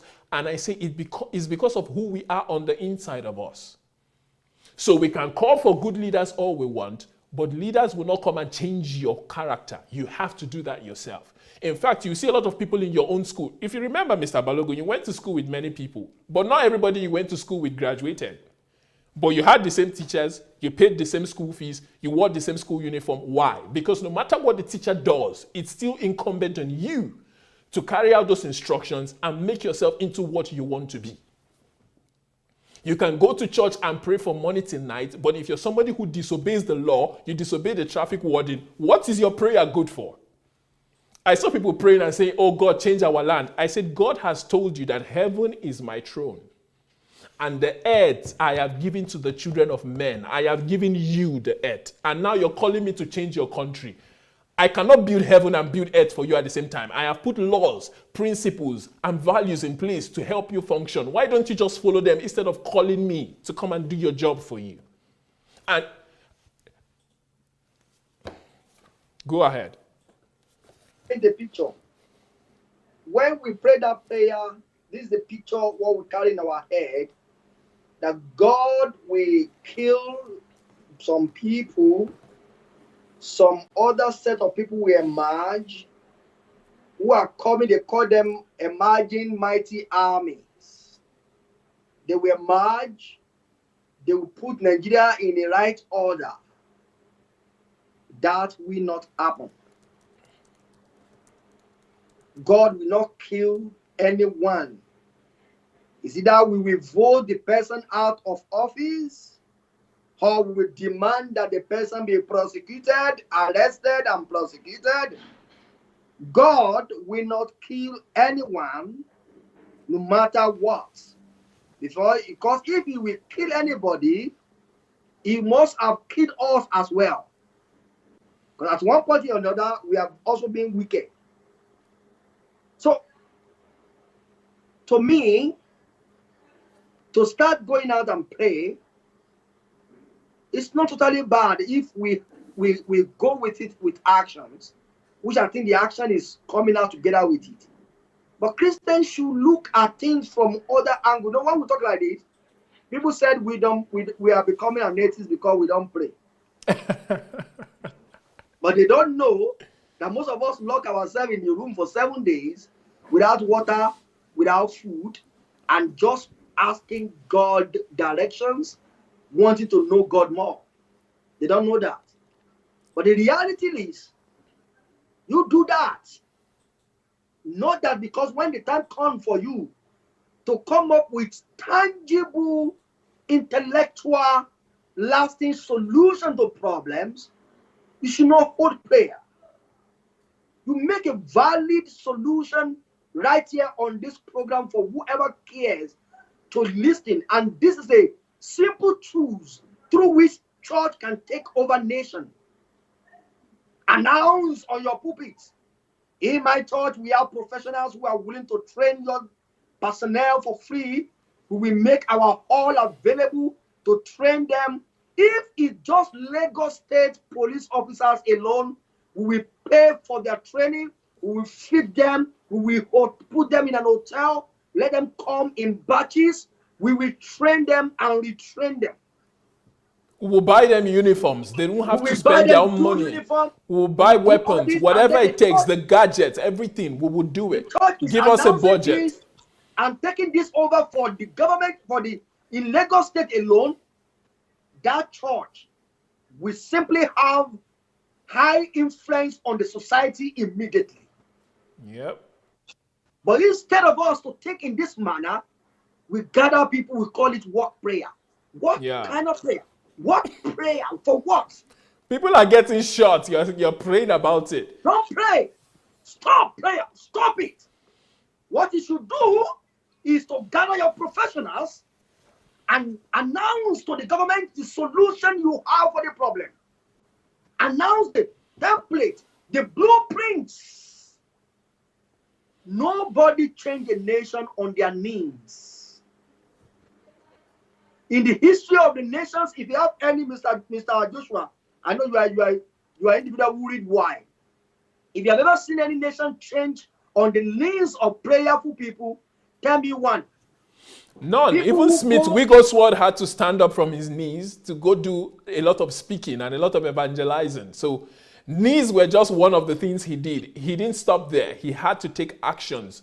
He had to take steps to bring about the so change he wanted to see. even the knees only allow you to receive instructions, directions, and then to receive divine strength to do many things. You need to do more than going on your knees. National Assembly is not a place where you pray people to make law. You must No. be on the National Assembly to debate, to present, to argue, and to channel your own argument to become to make a law. Correct. You don't pray for police to become better. You present the blueprints. You train them to become You better. train them. You equip them. By so doing, we should pray. I'm not saying we should not pray. But when we pray, our prayer should end at the place of prayer. If any prayer does not propel action, is fake. Every time man goes on his knee, the outcome of every prayer is an action, a decision, a step, a plan. You don't go to solitude and come out with thanksgiving and say, I know you have done it for me. You come out with plans. You come out with solution. You come out with paperwork because you receive from the source. But this, what you receive from the source also is limited by the level of your mind. Mr. Joshua, we have been on this program for 12 hours now. I think we can postpone to discuss this matter on some other time. Correct. Thank you very much, Mr. Balogun, for all the things that you've said. Thank you very much for the ideas that you've shared. I believe that anybody who has watched today would have left with a new mentality and a new approach to how we think things can be done. We want to applaud once again the NSAS movement, and we want to say that you guys are finally speaking up for something, which is good. But you have to go beyond protesting to talking about policy, to talking about systemic and institutional changes that will bring about the results we want to see long term, so that we don't come back to this protest a year from now, 5 years from now, asking for the exact same things. So thank you very much, Mr. Israel Balogun. We're very grateful for the points that you've raised, and we're really blessed to have had you on today. And I hope as many who have listened have left with something important. Thank you very much. We'll be inviting you back again sometime soon. Bye for now. All right, ladies and gentlemen, please share this link once again, because we have discussed a few things that we think will help every Nigerian to become a better person and to help create a better world for themselves, even within a country that is right now in chaos. And I believe that that's something that we can actually do, and it will go a long way to help us. So before we go, I want to announce some mentorship programs that we've got running. Who Am I? Why Am I Alive is a mentorship program that would help you to discover yourself, that would help you to discover your purpose, that will help you to discover why you are in this world. It will help you to understand your place in Nigeria, even in the midst of this chaos or wherever country that you are. We need people in this world who know who they are. We're tired of seeing people who don't understand why they are alive, and that makes them to be agents of chaos instead of agents of change, positive change, and building and progress. We're tired of seeing the world full of people who are hurt and don't know where to go. When you know who you are, you'll be able to channel your pain, you'll be able to channel your joy, you'll be able to channel your passions into what it is that you've been created for, and that will give your life meaning, give your life purpose. We've also got people who want to become millionaires, and there's a special club for you called the Millionaires the Millionaires Club, and it's a Millionaires Mentorship Program that would help you to become a millionaire. Skills will be taught to you that will help you to become a millionaire. Many people want to be millionaires, but it's just a mental thing. It's just a wish. It has to be transformed into actions, like we spoke about a while ago.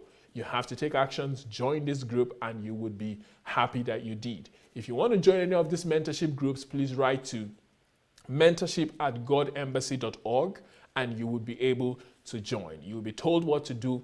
You will be communicated with by the administrators of the mentorship group, and you will be brought into the fold. And I can assure you that those who have joined, they have nothing but testimonies to share of how their lives have been transformed and how their lives have new meaning, how they wake up every day with new passions because they are no longer the same.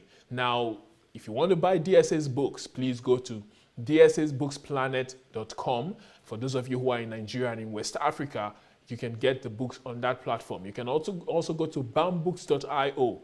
That's a platform that is like Amazon, where you can, Amazon Kindle, or is it, yeah, I think it's Amazon Kindle, where you can read books on the platform, as many as possible. And that's something that you'll be proud you did, as long as you subscribe to their services. Also, if you want to listen to DS's messages, go to Dr. Sunday Adelaja's YouTube page, and you will see a lot of series that will help transform your life, that will help build your character. Today we've talked about character building, the values that need to be imbibed in all of us. And I know that many of us know that there are things within us that need to change. You can change your character by listening to things that would help you change, and those things can be found on DS's platform right there on his YouTube channel. Just scroll through the homepage and you see subjects ranging from prayer to studying to how you can build your life, to how you can develop your passions, to how you can develop and use your time more productively, and to even how you can build a business plan. For those people who want to become rich and are not ready to get into the mentorship program, you can see some tidbits from his channel, and that would help to fuel your passion to get into the mentorship program. So thank you very much for joining us today. Once again, I want to say thank you to the NSAS movement organizers. I want to say, please keep things peaceful, keep things civil, come up with a plan, come up with a good leadership that can communicate with the government, because without a leadership, there will be nobody for the government to talk to. Now, there's no way that you're going to be able to negotiate without having a face. So I think the NSAS movement needs a leader, or needs a group of leaders, not just one person. There needs to be a group of leaders who can be sent in to represent the people. Just like we have senators, we have legislators, we've got the president, the vice president, and they're not alone. They've got an entire team behind them. The NSAS movement needs to become more organized. They need to plan more and come up with strategies, policies, and specific yet simple demands that they know that the government can meet, so that at the end of the day, all of this is not going to go to waste, and we'll be able to really bring about long and sustainable change in our systems in Nigeria and in the country as a whole. Thank you very much for joining us. I'm Pastor Joshua, coming to you live from Ukraine. We're going to be back here next week with another unique segment, and I believe that you're going to be here to join us as well, and you'll be glad you did. Those of you who joined us today, we really appreciate you, and we hope you come back again next week. Till then, Godspeed, take care, God bless. Bye for now.